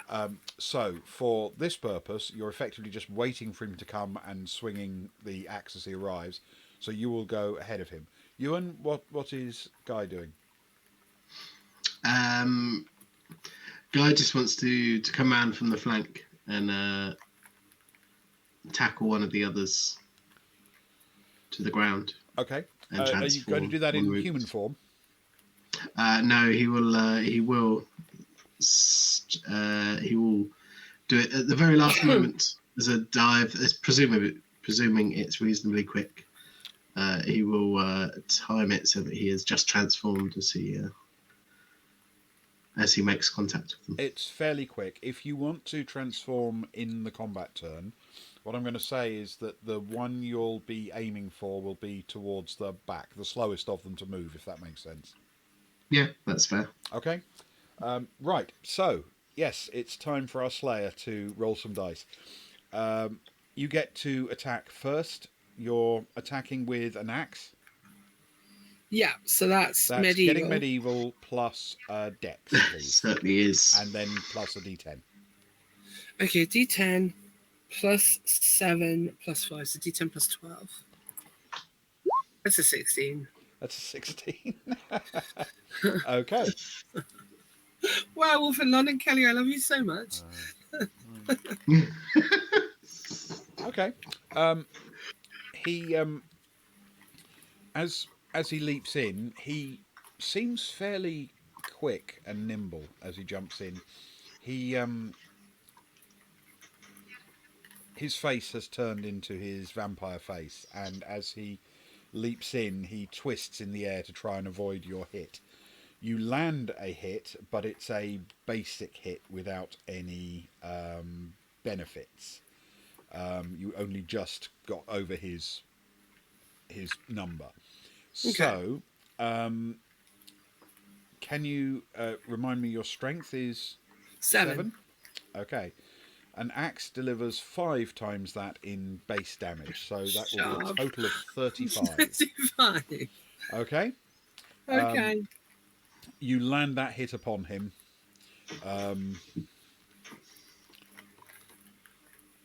And the axe does bite into him, and it looks like it probably hurt, but at the same time, he's still, coming on to you with force, and he will attempt. Well, I mean, the idea was the axe, but the pointed stick is also in motion. Yeah. But not as part of this one action, but it's like the immediate follow up, if you see what I mean. Yep, I've got you. Okay. Okay. Can you roll Dex plus a D10 for me, please?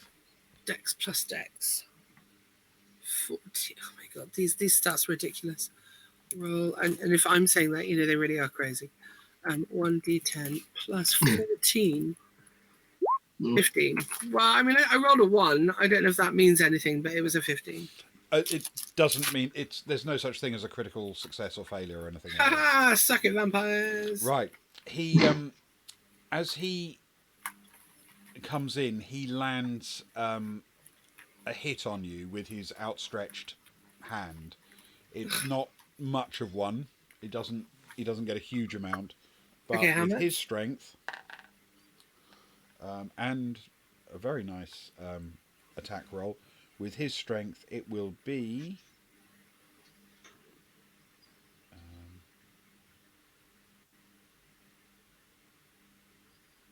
Okay, it will be 8 damage that you take. Okay, so she's down to 50. 58. So he lands a hit, but it's not that bad. And you can complete your move with the stake if you'd like to. Yes, please. Yes, roll a medieval for me, please. Medieval plus Dex plus D10. Roll 1d10 plus. Medieval is 5, and Dex is 12. 15. Okay. And she looks at where he hit him. He hit her. Can I choose to take it across the midriff as he's falling down, and that's probably where he'd be able to reach? You mean hit him with the stake across his middle? No. As he hits her, can the blow be across her midriff? Yeah. Okay. Yes, so he's sort of reaching at her. Yeah. So- She's like, hey, this is new, man. All right. And then she hits him. As you swing your stake to sort of finish him off, it hits nothing but air. He's wriggled free and landed off to the side of you, snarling. He's hurt, but he's looking more angry than crippled at the moment. I don't mean this to be funny, but vampires suck. It's very true. They do. That's what she says. Yeah. Ewan, can you roll a kung fu for me, please? Yes, Excuse me. indeed. That's kung fu plus Dex plus D10. Regular Dex, or is this? This is your wolf Dex. Wonderful.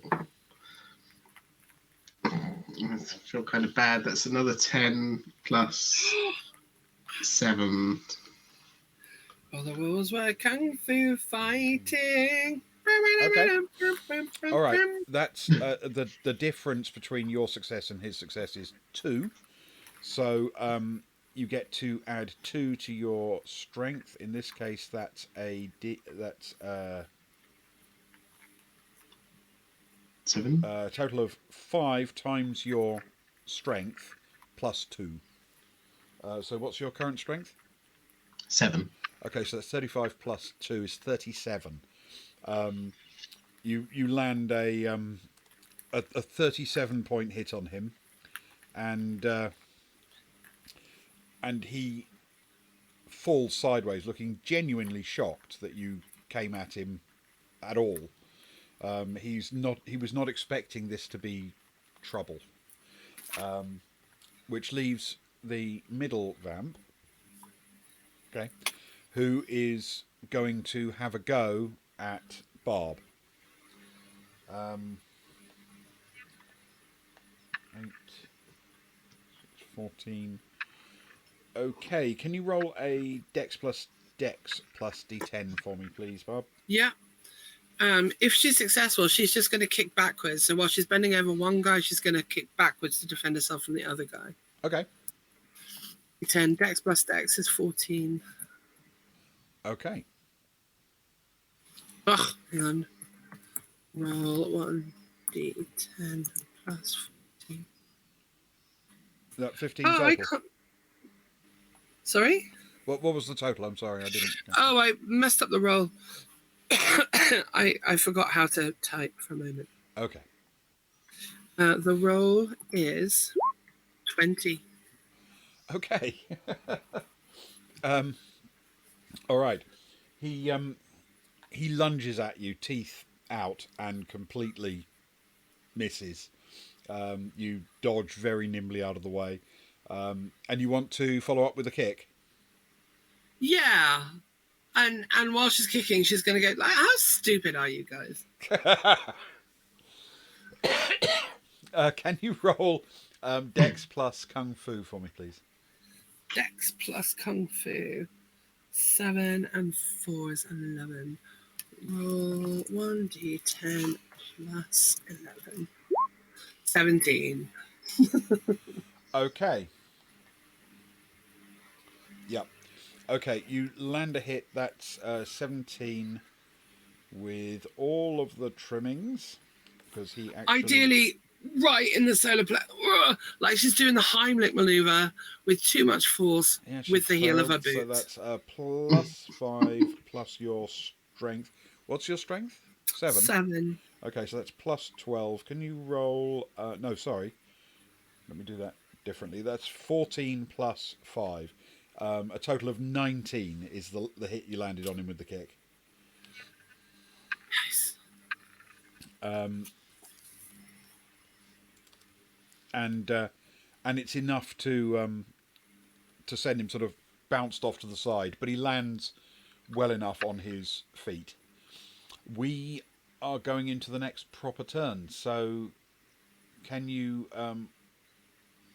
tell me what you'd like to do each, and we'll judge who's going to win. So vampires can only be killed if you cut their heads off or if you stick them through the heart. Is that right? Pretty much, yeah.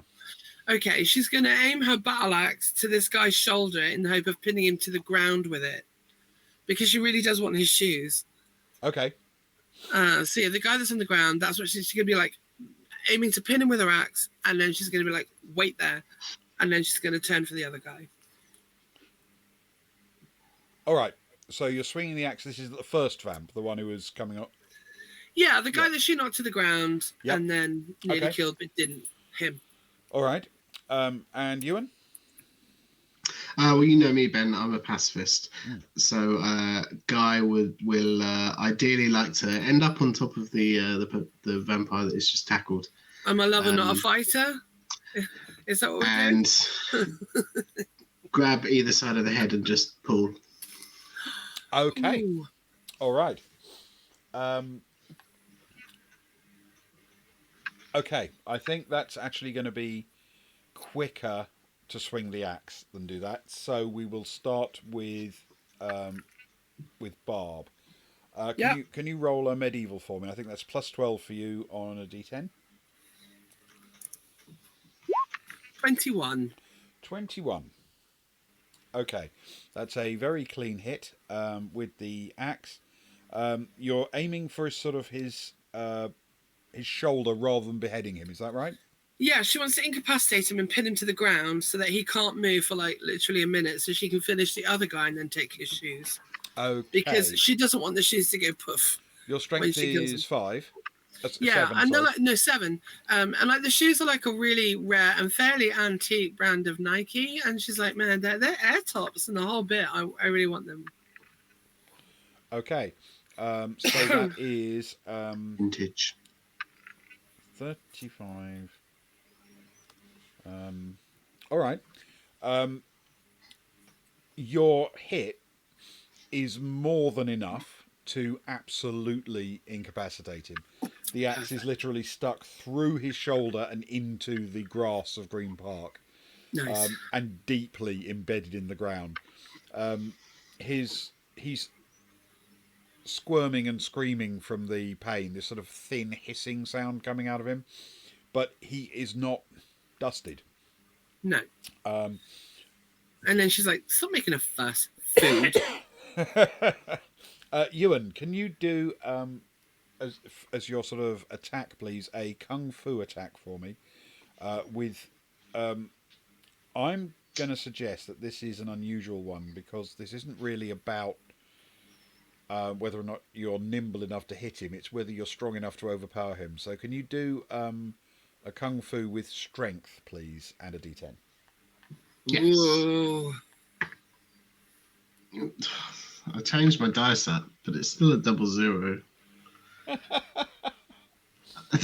don't know what to say. That's 3 rolls tonight. I'm going to swap it again. So that's 20 in total. 20. What was that? 20 in 20 total. in total. Okay. Yes. Okay. He is indeed, Kelly. All right. You very much grab firm hold of him. I'm gonna ask. This is gonna be a relatively tough thing to do, to just pull his head off. Yeah, sure. Can you do a strength and d10 for me, please? And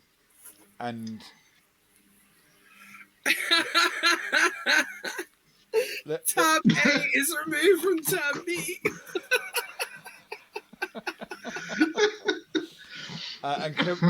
and then can you subtract 5 from it, please? So strength, strength, D10 minus 5. minus 5, yeah. There we go. There's the one that counterbalances. So that's a 10 total. A 10 including total? minus 5. Yeah, 15 minus 5. Okay. 10. You take hold of his head, and it takes longer than a civilized person would be comfortable with, shall we say? A civilized person would want it done very quickly. Yeah, it's not something that happens in a fraction of a second.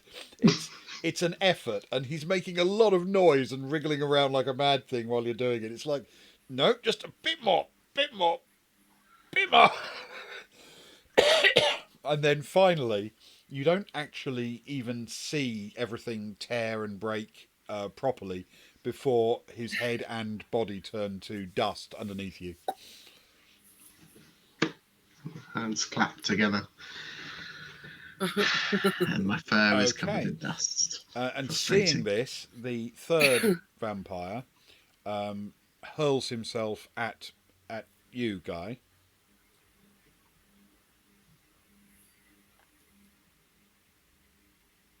Okay. And lands a hit with his sort of his claws, trying to the claws on his fingertips, really, trying to injure you. He manages to hit you.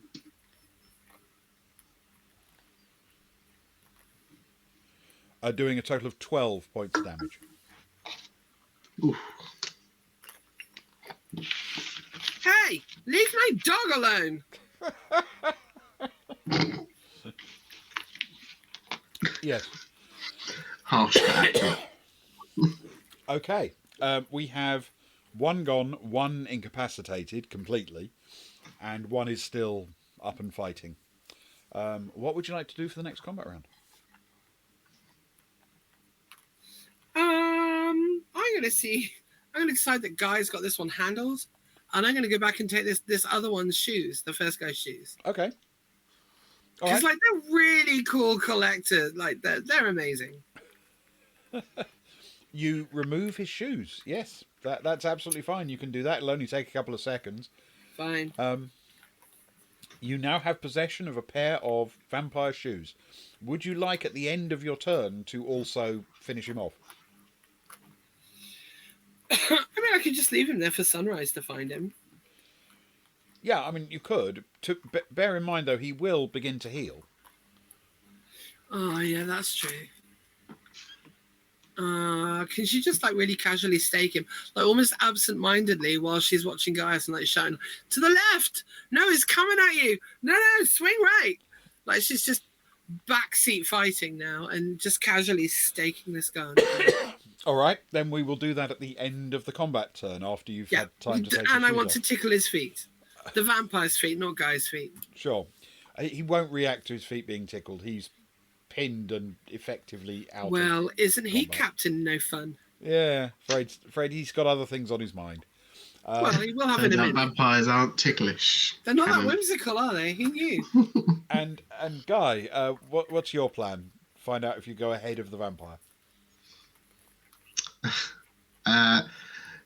Guy will stand up, turn around, and take a swing at the one that is just. You got this, Let bro! All right. Okay. I'm going to let you have the first hit because he's going to try and deliver a bite. So that'll be slightly more involved than you taking your swing. So please make Dex and Kung Fu for me with a D10. That is a 5 plus 7 for 12. And your the 7 includes your Kung Fu as well as your. Yes, my Dex is 4, my Kung Fu is 3. Excellent. Total of 12. Okay. Yep, you land a hit. That's for you. Yes. Your strength is currently 7. 7. 35. Yes. Okay. Unless you're expecting this guy to survive the attack, then he isn't going to. So you can absolutely swing straight through his throat if you like. Yeah, at this point, in this form, I don't think there's any thought that really goes into it. It's more Okay. something attacks me. Your Attack that. as he leaps in, fangs open for you. Your front paw, arguably, certainly your front claws, literally slice straight through his throat, and as part of the move, you sever his head sufficiently that he turns to dust, and just this waft of dust comes past you as you complete the move. Not even any blood on your fur, and as you sort of look up to see how the other vampire is, and perhaps more importantly how Barb is doing, Perhaps. Your Perhaps shoes are. more. Maybe it's more important. you're Tell me about the literally shoes. able to look up in time to watch her absent-mindedly twirl the stake in her hand over, and then just press it down into the chest of the vampire beside her without even looking what she's doing. She doesn't And, care. She's got the shoes. And it Classic turns Slayer. to dust at her feet. Nice. And suddenly, around you, all is still. She blows the dust. Look at these. They're seriously like 2017 or something. Look at them, like collector Nikes. I mean, they've been a bit worn, but a bit of toothbrush and toothpaste, and they'll be fine in a blink. Do you know how much these are worth? I don't even know how much these are worth. They're amazing. Aren't they amazing? To think they could have just gone, poof, like on the vampire's feet. Like, what a waste. Amazing stuff. By the way, nice fight. Whatever.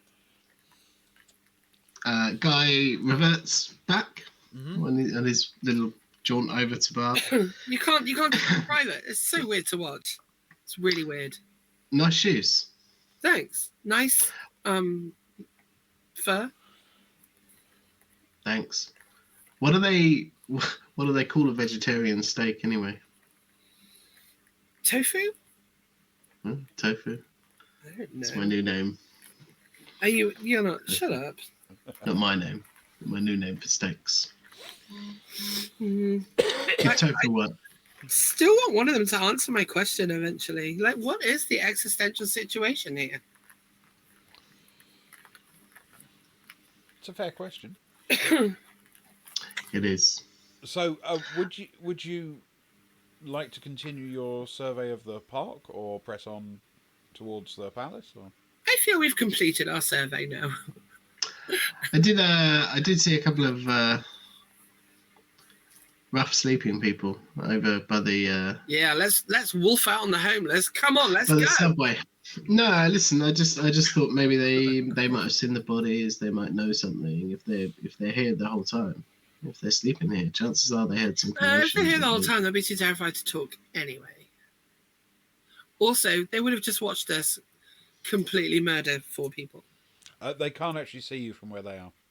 Oh, in that case, screw them. They're tucked And behind even if the entrance. they to can't the actually main see us from where they are, Bob. And even if they could, they couldn't provide any bodies, could they? She's already walking away.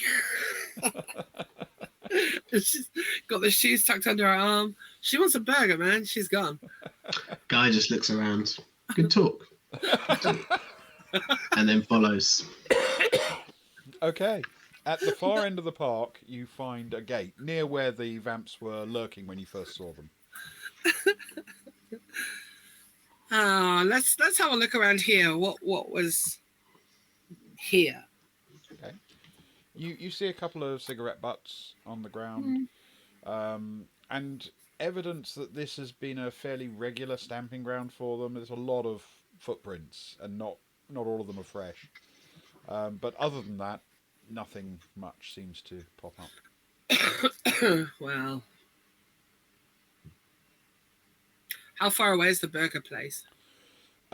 It's essentially the other side of the road from where you are, so 100 feet, 30 meters. Burger's just there. Keep up. Oh my god! Do I have I to can throw smell where they are. Do you need me to throw a stick to make you go faster? Nah, Fine. That's just insulting. Fine, whatever. Here, boy. And then she just crosses the road, heads to the burger place. Hi, Russ. You enrolled a Russ. werewolf, so I'm treating him like a bad pet dog. Yeah. Yes. Okay. Am I right in assuming, Ewan, that you have unwolfed now? Yes. Okay. Yes, very much so. That's fine. Presumably, on the walk over to have the conversation with Barb before we started. No, you were talking. very clear. Can I As soon talk as as a she was- werewolf? As soon Is as that a thing? Not really. No. You know. No. Yeah. Okay. So, are you in fact heading for the burger joint? I. I mean, What he would happens to not his at this clothes? point. Like in between transitions, does he wake up? Does he rehuman naked and have to get dressed again? No. Why would you suggest that? That's a horrible thing to say. I don't know. Surely not. He's a very reluctant puppy, Russ, which is what makes it fun. Mm-hmm. So, okay, if you're Also, she He would. stole some cool Nikes off a vampire she was about to dust. That is very true. He would not follow in argument of the poor the poor treatment and all the dog jokes, but the burgers smell really good, and he's a werewolf, so he's definitely following. Okay. The two of you cross the road, looking both ways to make sure because, you're not reckless. Very sensible. Yeah. And Dangerous out here. on your right, of course, you can see the gaudy lights of the casino.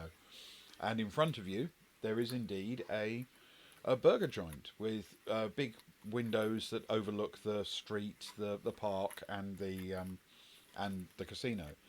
As you step inside, it's pretty obvious that through them at night, you can only really see where things are brightly lit out there. So though you can see the occasional headlight of a car moving down the street, most of what you can see outside the window is in fact the casino, because that's very brightly lit.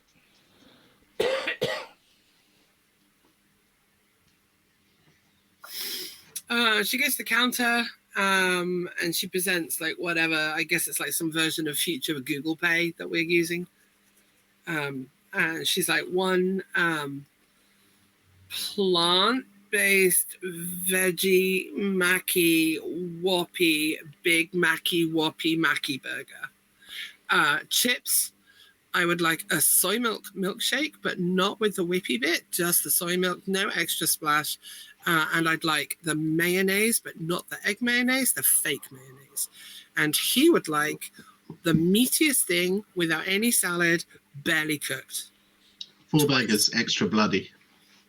You see, that's what he was going to say all along, and I was trying to save you from that. Yeah, that's like, I'm the opposite of just food, please. That would be amazing. Okay. This is, as they say, a fast food joint. Eat in or take away? Out, please. Okay. It is just a couple of minutes later that you are holding a fairly hefty bag, because that's a fair amount of food.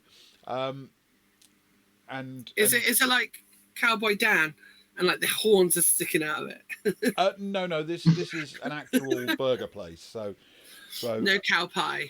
No cow pie. No, cow pie. Your Desperate Dan stuff doesn't really wash here because I love Desperate Dan. Because obviously in a burger joint they usually remove the horns just before they serve it. Well, lame.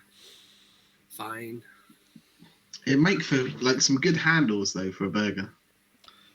Like something to hold on to. Or a motorbike. You see that guy with the motorbike, like with the horn handles? I do take your point, but Ewan, isn't a burger fundamentally a sandwich? Isn't it supposed to be easy to handle? Yeah, but you can make things easier. There's no. See, this is Ben, whose specialist is one Whopper a year.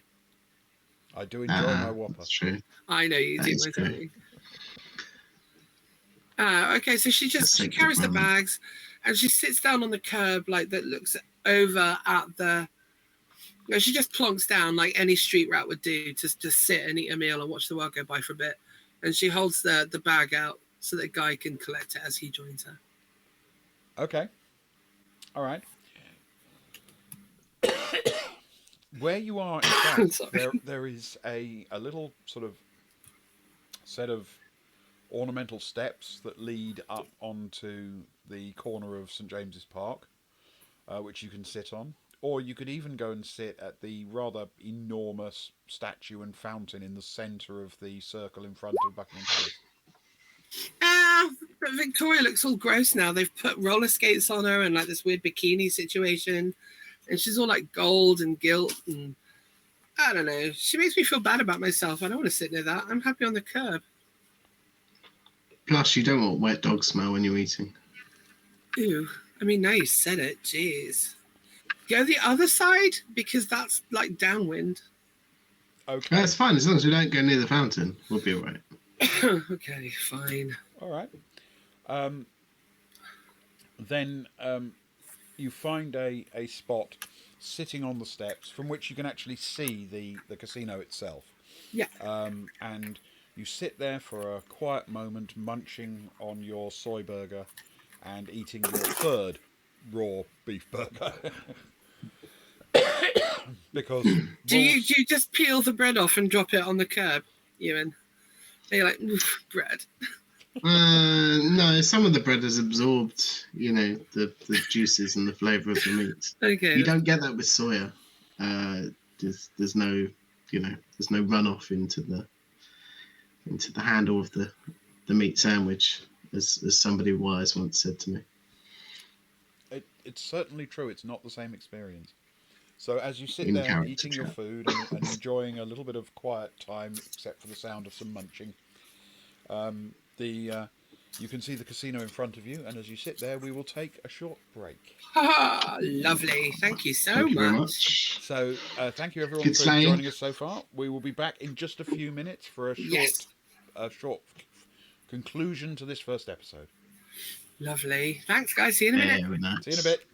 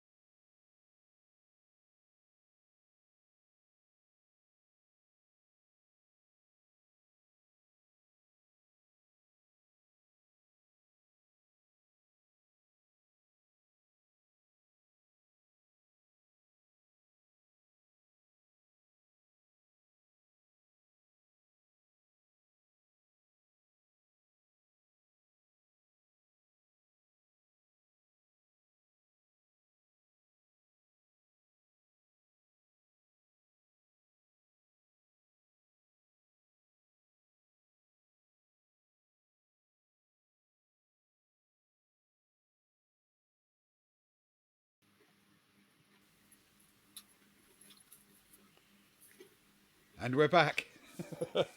So, we last left our heroes enjoying some perfectly adequate, if unexceptional, fast food, sitting on some quite elegant steps overlooking Buckingham Palace. Now, a functioning and very brightly lit casino. So, from where you are, you can see that the main gates are, of course, open. There are people coming and going, being picked up by cars in the big forecourt in front of the palace building, and some just walking out onto the street, and a few even coming to avail themselves of a nearby burger. The front of the palace is very brightly lit. It's very much an advertising space for the casino inside.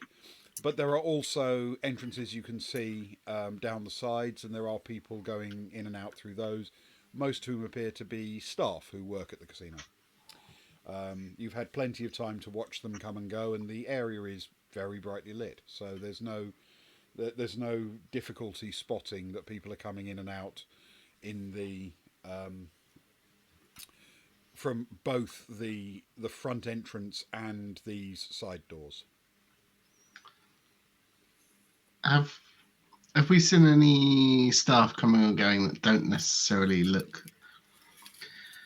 They look a little bit more heavy duty than, say, your average run of the day casino staff. That's a very fair question, I think. I am going to suggest that you should probably roll a perception plus notice for that with a d10. Okay. There's a 3 on the dice. Plus perception? 5 in total. So an 8 altogether. I'm afraid not. There's nothing that stands out to you about any of them.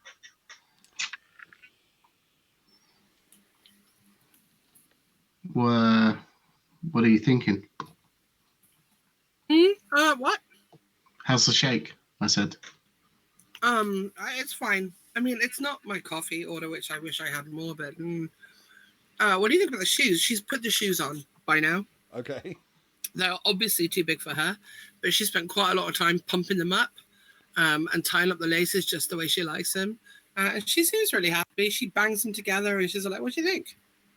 I mean, they're nice, but you are aware that sort of era of shoe mostly have leather in them. They didn't have leather. They had pleather. It's different. I'm pretty okay. Sure. What's the plan here? What are we looking for? What are we doing? Well, he just said bad guys, right? I don't know. I don't want. Can there be on top of the Buckingham Palace Casino, the golden state carriage with 2 crankly animated horses, one of which doesn't even fully rear up anymore, that are lit in really, really nasty fairy lights with those stupid ostrich feathers on their heads with like flashing lights along them? There absolutely can be. Yes, that's exactly how tacky it is. Perfect. I want to go and sit in that carriage up there. Can you believe there was a queen and a king and then other kings and queens? Like, what even is a king? Like some guy who's like, do all my shit. And you're like, okay, but what do you do? It's like, I just sit here and watch. Like, what is that? And he used to live in that. I mean, can you think of anything worse? How crazy. Guy looks over at the tofu burger and then looks up at Barb and I can pauses feel for a minute, you judging shakes his me. head. No, I can't think of anything worse than that. But you're right. It sucks. And she just kind of tosses the tofu burger away. Let's just... No, I don't mean it sucks. I'm sorry. It's not for me. It does suck.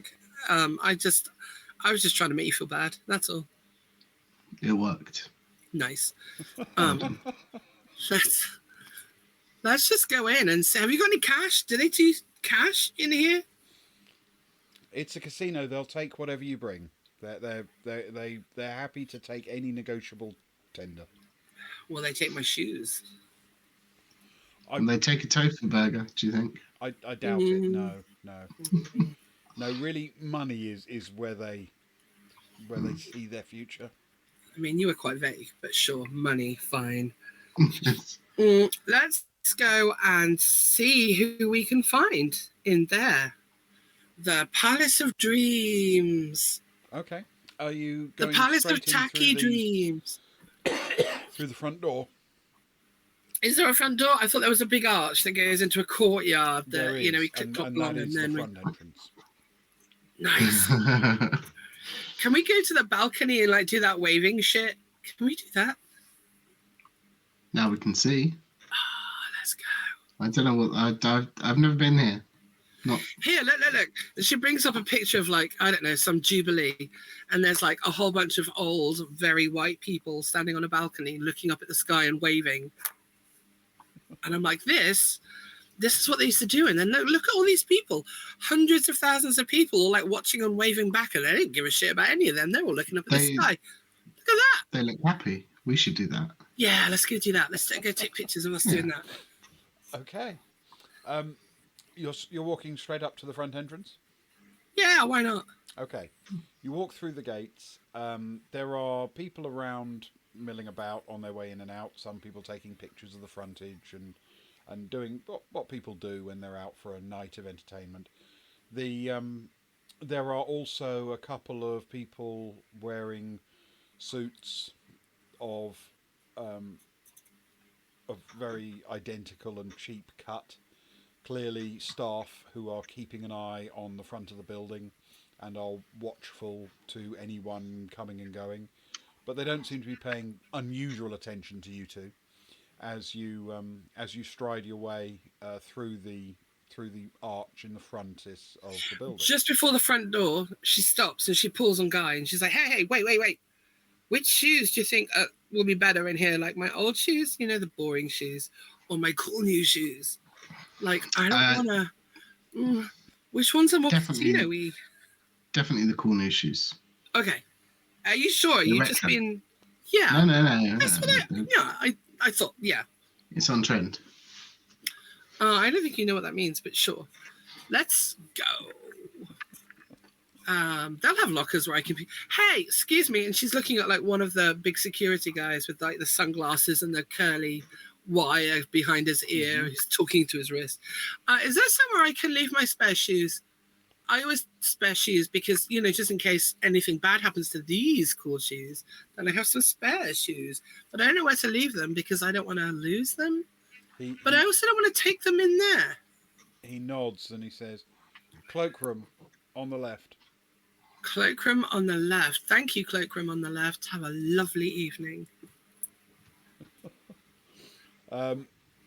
You enter through the vehicle arch straight into what is the main courtyard in the centre of the palace. Essentially, the palace originally was constructed out of one building with wings on each side, and then an extension was built on the front, 2 wings stretching out forward and then one closing off the front, making a huge open courtyard area. However, that open courtyard has since been covered over with a roof on which brightly coloured lights are projected. And as you walk in through the arch, you find that you are in an enormous open plan gaming floor. It is filled with tables and games and machines that you can play, with rooms around the side into the actual structure of the building that do include a cloakroom to your left. She just gazes around her and she's like, it's like a dream. Wow. And that's what she does. She just gazes up and twirls around like a kid in one of those movies, like a kid in a Spielberg movie. And she's just going in a circle around and around. That's amazing. It's so beautiful. Just for reference sake, it is not in fact particularly beautiful. I know. It is She does it noisy anyway. and garish. It is, however, a very efficient way of removing the money from the patron. And it's very brightly lit in multiple colours. It really is. Yeah. It's just amazing. How did they get so many lights? Oh my god, that one's pink and it's changing to purple and now it's changing to blue. Now it's going to green. Now it's yellow. It's orange, red, back to pink. Oh my god, it's like magic. Can you see this? Gaius thinks about saying something, but he doesn't want to interrupt this pure, unadulterated joy that Barb is having. A seemingly not particularly beautiful, but also very beautiful, according to Barb. She's having an LED gasm. So he just stays silent. Pink to purple to blue to green to yellow. Wait. Back to pink. Yeah. If you want, we can set up something back in the room with the hollow. It would be the same.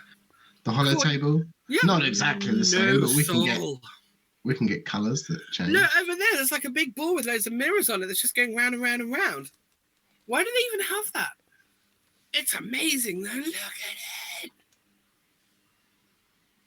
Anyway, cloakroom.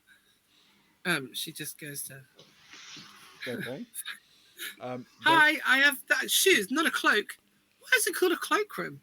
I don't have it. I just have shoes, but can I leave them with the big guy was like, put them in the cloakroom, turn left. The cloakroom is staffed. There's a young woman in there who's very smartly dressed, given her responsibilities, and there are shelves and hangers with numbers on them. People don't only leave their coats here; they also leave shoulder bags. They leave. There's an entire umbrellas. human infant. The There's a occasional squirrel. The occasional 3-volume novel. Jump up. Especially if it's of particularly poor quality. That kind of thing. It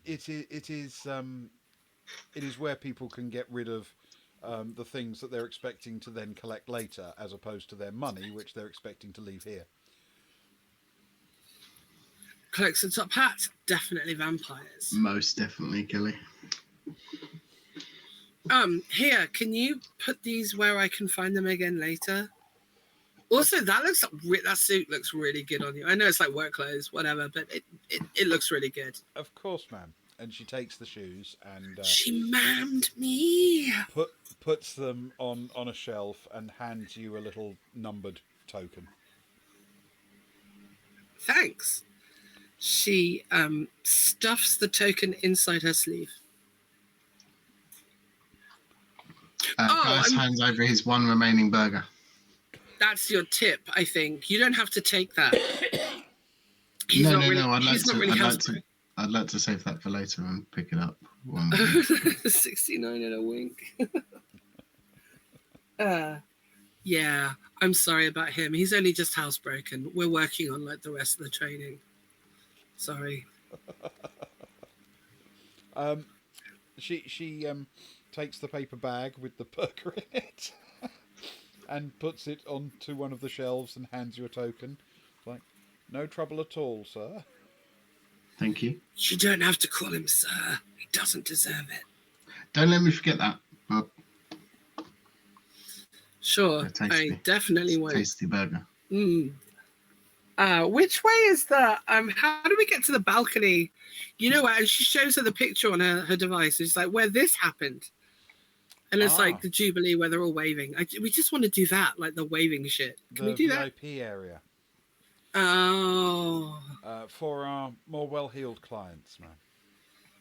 I'm well-heeled. Look at Have my you seen her shoes? Right. See?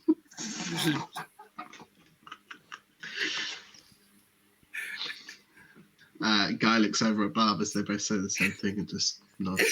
She does like the little Judy Garland thing in Wizard of Oz. Clicks them together twice. I got these off a very cool guy who didn't need them anymore. Like, aren't they amazing? They're fantastic shoes, man. They don't make me VIP. I'm really well heeled. Possibly I expressed myself poorly. The VIP members are those who play a great deal at high stakes tables. Money. I don't have money. You're right. Okay, well, that's cool. Where's the bar? Can we go and get a drink? We'll take the cheap bar, of course. There are 7 bars on this floor and others above. The nearest is just out of the door and to your left. Everything's to the left here. Nice. Thank you so much. And she reads the name badge. And Sandra, thank you so much, Sandra. Pow, pow. You're very welcome. Thank you. Bye. We're really drawing this conversation out far longer than it needs to be.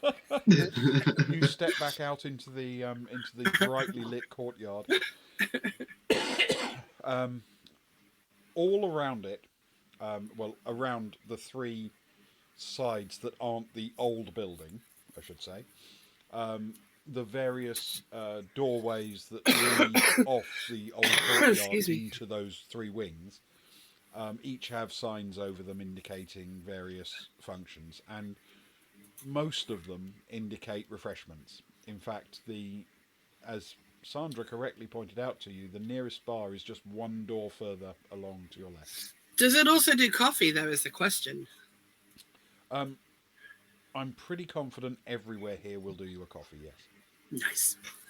How much Keeping money? people awake is a good way to extract the money from them. I've got 73 credits and some bits. And I'm happy to lose 13 of them. So let's find a table that we can spend 13 credits on. But also, I really need a coffee. Wait, you've only got 13 credits? No, I have more than that. I only want to gamble 13 credits. Oh, okay. How much have you got?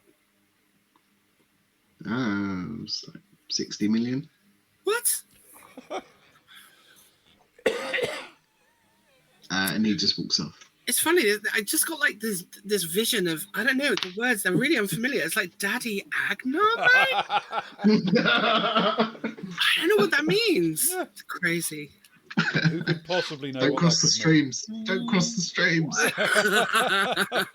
Ah! Thank you, Egon. Okay. Important safety tip. Okay, so she goes over to the bar. I take it this is like the mediocre quality bar. You want to feel like a star, but you're not being treated like one. It's not the high heel bar. It's busy. It's people bustling in and out. It's one of the places that also seems to be used by the cocktail waitresses. They come and collect their trays of orders from the end and take them out to people playing on the floor. Is there a man there who, okay, imagine the type, an obvious piece of shit in a suit that he bought off the rack, but he thinks he looks like hot shit in, with like greased back hair and like that 5 o'clock shadow that looks like he woke up with it, but actually it's taken many hours to perfect. And just standing by himself, waiting for a woman to approach him. Is there one of those there? I'm actually not going to make you roll for that. There are 11 of them. 11. Great. Can she... Is that including Guy? I joke. That's He not doesn't have canon. slick back hair. Everything else is an No. accurate description, Slick but back not the hair. slick back hair. She says to Guy, let me get us a couple of drinks. And then she's like, come on, just go. And she approaches like the 3rd one. So she turns on her winning smile and like the sexy walk and, all the things. Yeah. But she walks past 2 and then she goes to the 3rd one, assuming that he's watched her cruise past the first 2 wolves Okay. and has approached him. All right. Yep. Yeah, by all means, you can happily do that. And the chap, when he sees you approaching, looks up with a startled but very revealing smile. Hey, hotshot. How's it going? Good evening. I'm doing well. You okay? Yeah. Yeah, I'm new to this particular establishment, and I'm wondering what table is hot right now. Um, I'm not really an expert, but as I understand it, Hi, John! Sorry, I'm waving at the lovely John. And uh, when I was describing the guy at the bar, incidentally, I was thinking of you. No, I wasn't, but wouldn't it have been nice? Sorry. Anyway. yeah, the uh, what tends to happen, I think, is that the places where the liveliest action is going on tend to attract a crowd. So look for noisy and busy. Yeah, noisy and busy. I like quiet and intimate. What about you? Oh, me too. She kind of leans in a little bit and drops her shoulder and kind of rests her elbow on the bar. And then she just waits. Could I get you a drink? Oh, I'd love a drink. You can tell though, I'm just fresh from work. These are my work clothes, except for my shoes. These are my cool shoes and my work clothes. But if it's okay, I'd like to start with a coffee. And then maybe, I don't know, a double of scotch to chase. Of course. But the coffee though, how well you order my coffee defines the rest of our friendship. Okay. If you're okay with that, do you accept the challenge? Yes. Okay, I'm going to say it just once. You ready? Okay. I would like a venti decaf soy milk mocha latte frappuccino with a double pump of sugar-free hazelnut syrup and 2 Splenda. Got it. You have to say it back. Go on, Ben. Do it. No, you're going to have to wait and see what he gets you.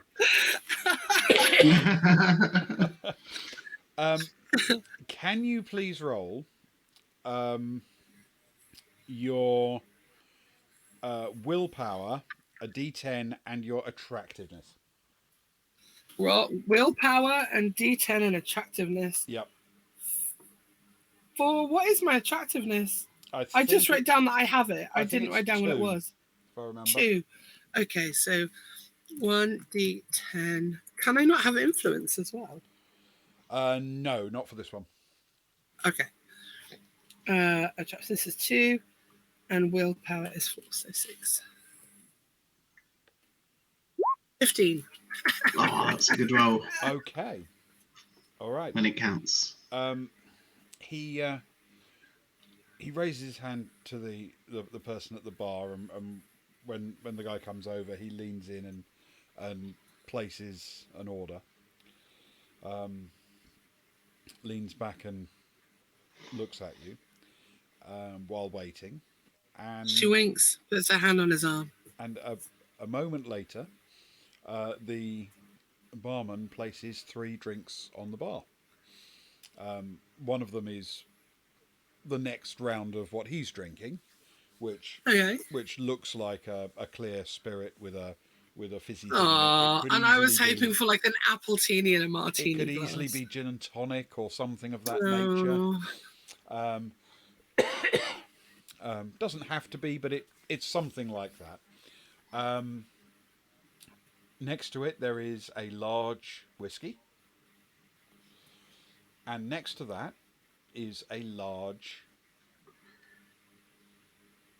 latte. Venti decaf soy milk, non-fat mocha latte frappuccino with a double pump like sugar-free hazelnut syrup and 2. Latte-sized cup of coffee.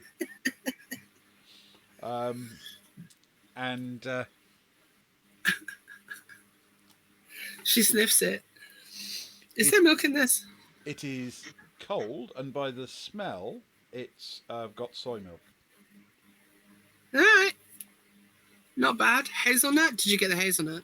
It has a little bit of a scent of hazelnut and a strong smell of chocolate. I mean, for your first effort, it's not bad. if you behave yourself, I'll give you another try later. And then she slurps it. Really, she does that thing with the straw in and out the top of the cup, Yeah. and then she slurps it really noisily. He is entranced by the slurping, by the everything. Perfect. Cool. Thanks so much. Yeah. Cheers then. She just picks up the coffee and the whiskey and walks away.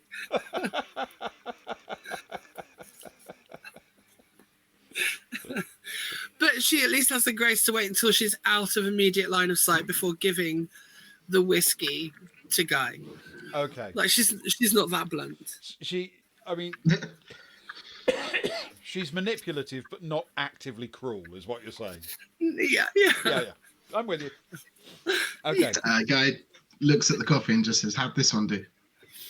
Oh, terribly. I mean, we got most of the parts, not milk at least.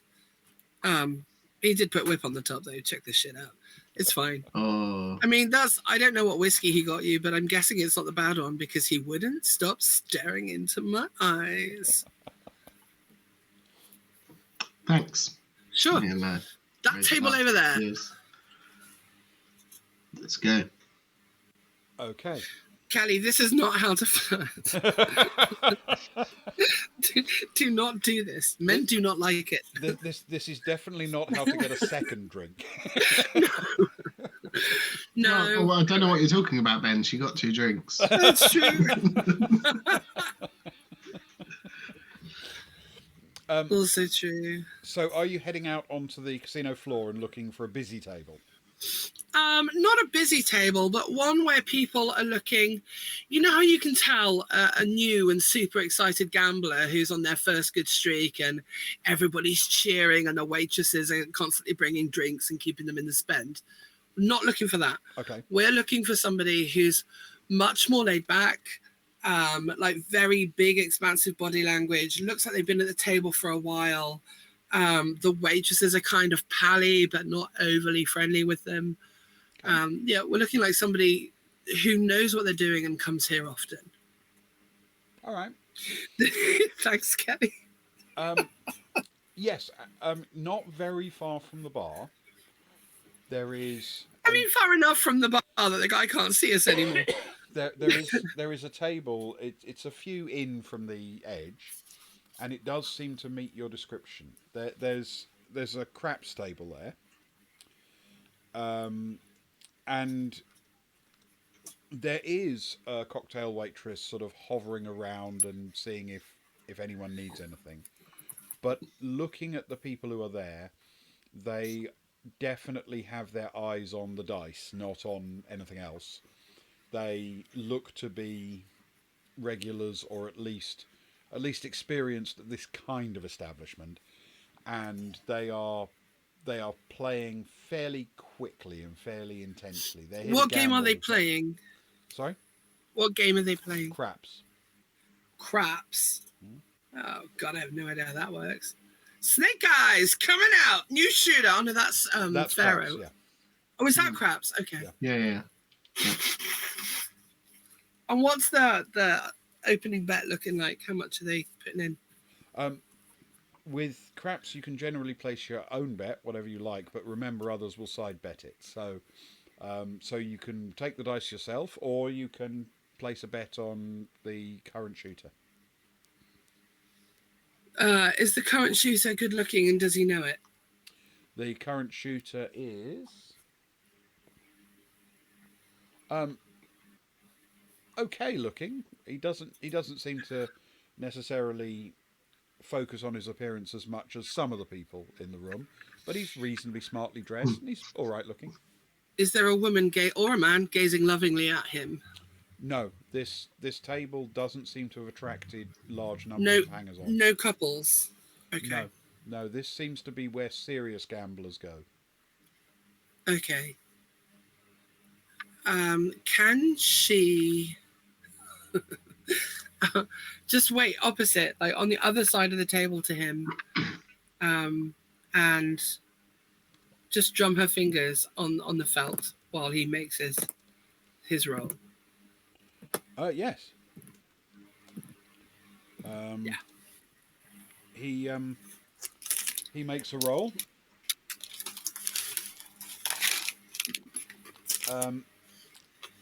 And the roll comes up as a 9, a 6, and a 3. The croupier says mark hasn't been made, and he gets the dice back, takes a look for a moment, sort of steels himself, and this time rolls a 10, a 6, and a 4. And it's not like there's wild excitement, but he collects a fair pile of chips for that. Oh.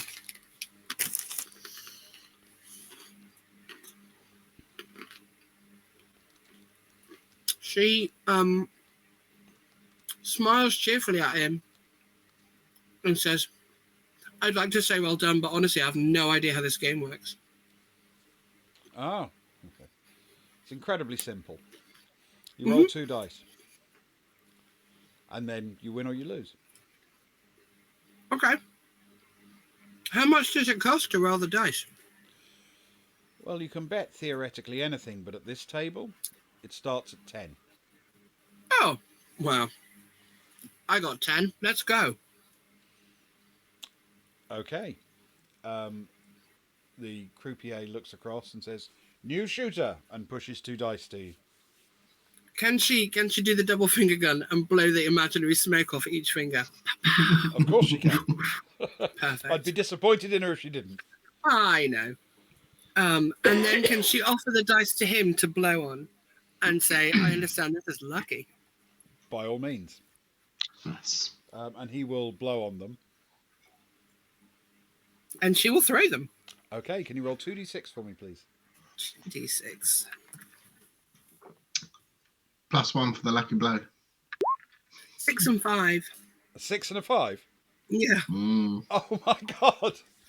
Okay. Yeah. Is that good or bad? The croupier immediately yells out, craps! And doubles your pile of tokens. Wow. I take it you just won. You really blow, dude. Do it again. Oh, this is you playing, remember? Yeah, but he blew on the dice. He did, and he'll blow on them again. And roll 2 more d6 for me, please. All right.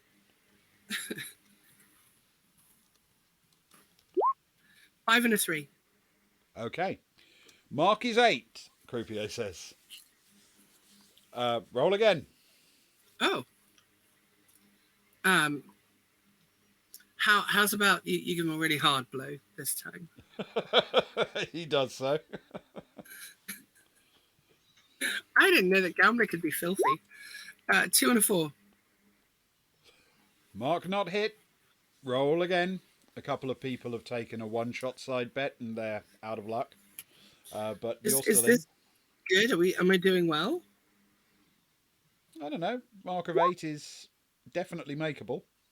1 and 7. You can't really roll a 1 and a 7 on the 2d6. 1 and a 6.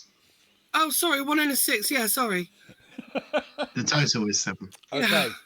And there's a shout immediately of, craps, I'm sorry. And he pulls your tokens off the table. Ah. And I thought you were going to be my lucky star. Win some, you lose some. Yeah, it's all right. It's nice to meet you. And she looks really expectantly at him and repeats, it's nice to meet you. Nice to meet you too. Thanks. You come here a lot? Yeah, quite often. Not what you want to hear from somebody that you're chatting to. Do you gamble often? Yeah, all the time. How did you hit this table? Oh, I mean, as you can tell, I know nothing about this game, but I don't know. I thought it'd be fun to learn. He says, 1 second. The dice have been passed round to the next shooter, and he slides 100 onto the table. and says, "I'm tracking him." And Uh, the guy rolls a 5, a 4 and a 1, and the croupier calls out, "Mark is 5," and pushes the dice back. So does that mean somebody has to roll a 5, or somebody has to roll under 5? He has to roll a 5, or and he can keep going, aiming for a 5, until he rolls either a 7 or 11, at which point he loses. Oh, I'm following him too. And she acts like it's a big deal, but she puts like her 10 because she won 20, right? And then lost it. Oh, she lost both of them. Yep. Hey, and she hits the guy, put 10 on, just do it. Watch this. And like she looks the guy dead in the eye, completely aware of how ridiculous she's looking. Watch this. Guy, put the 10 on. Guy watches, he doesn't put any money down. Okay, I'll put the money down. Give me the 10. I thought you meant 10 as well. Yeah, sure, okay. And he'll throw 10 to... He works. I thought you meant put 10 on as well. I called him an underling, but that's not entirely fair to hench people. You pop the 10 down, Hey, I'm and the hench. guy rolls. And he rolls a 3 and a 2. It's a 5. You double your money immediately to 20. And your new friend doubles his to 200, at which point he pulls off all of the money and then looks around expectantly for the next shooter.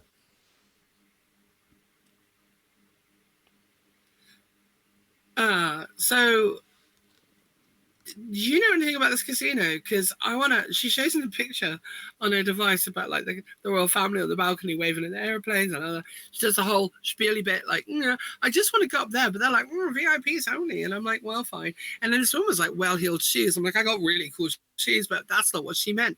So then I was like, I might go and try and win some money, but I don't really understand this game, but you really seem to, because look at this massive pot. Is that rude? Am I supposed to talk about other people's money and see? Anyway, you're doing well. So I'm just wondering if you know how to get on the balcony or not. Can you roll willpower plus attractiveness for me, please? Willpower plus attractiveness. I mean, she's in her work clothes, so it's not going to go great. Attractiveness is 2, isn't it? Yeah, and you can have influence of that as well. Okay. 1d10 plus... What is attractive? Oh, hang on. Attractiveness, willpower, influence. So 8. Okay. 10. Total of 10? I don't think it's quite enough. Okay. He gives you a quiet little smile and says, "Sure. Come with me." And he stands up, taking his large pile of chips and sliding them towards the croupier and says, "Cash me out, Jim." And stands and leads the way, just weaving easily through the crowd towards a door that's sort of between the bar and the cloakroom that you. Nice. Barb goes very happily along, and as she's following him, she looks over her shoulder and makes some really filthy gestures to Guy, using her straw in her cup. Guy throws the hand up to the side of his head and turns away. Like, no idea who this person is. She texts him the aubergine emoji. And then just follows the dude. Okay. So, Guy, are you actually following behind them? And if so, how close? He will follow. I don't know. Called what are we talking in the region of 20 yards? Okay. All right.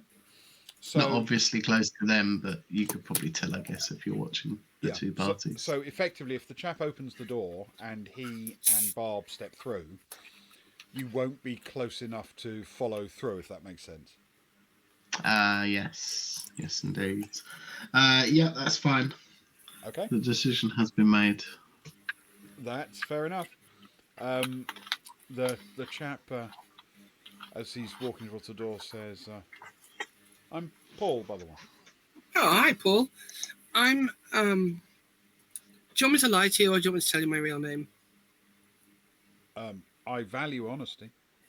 Okay, in that case, I'm Barb. And you don't get to laugh at that because it's Barb and not Barbie. Very nice to meet you, Barb.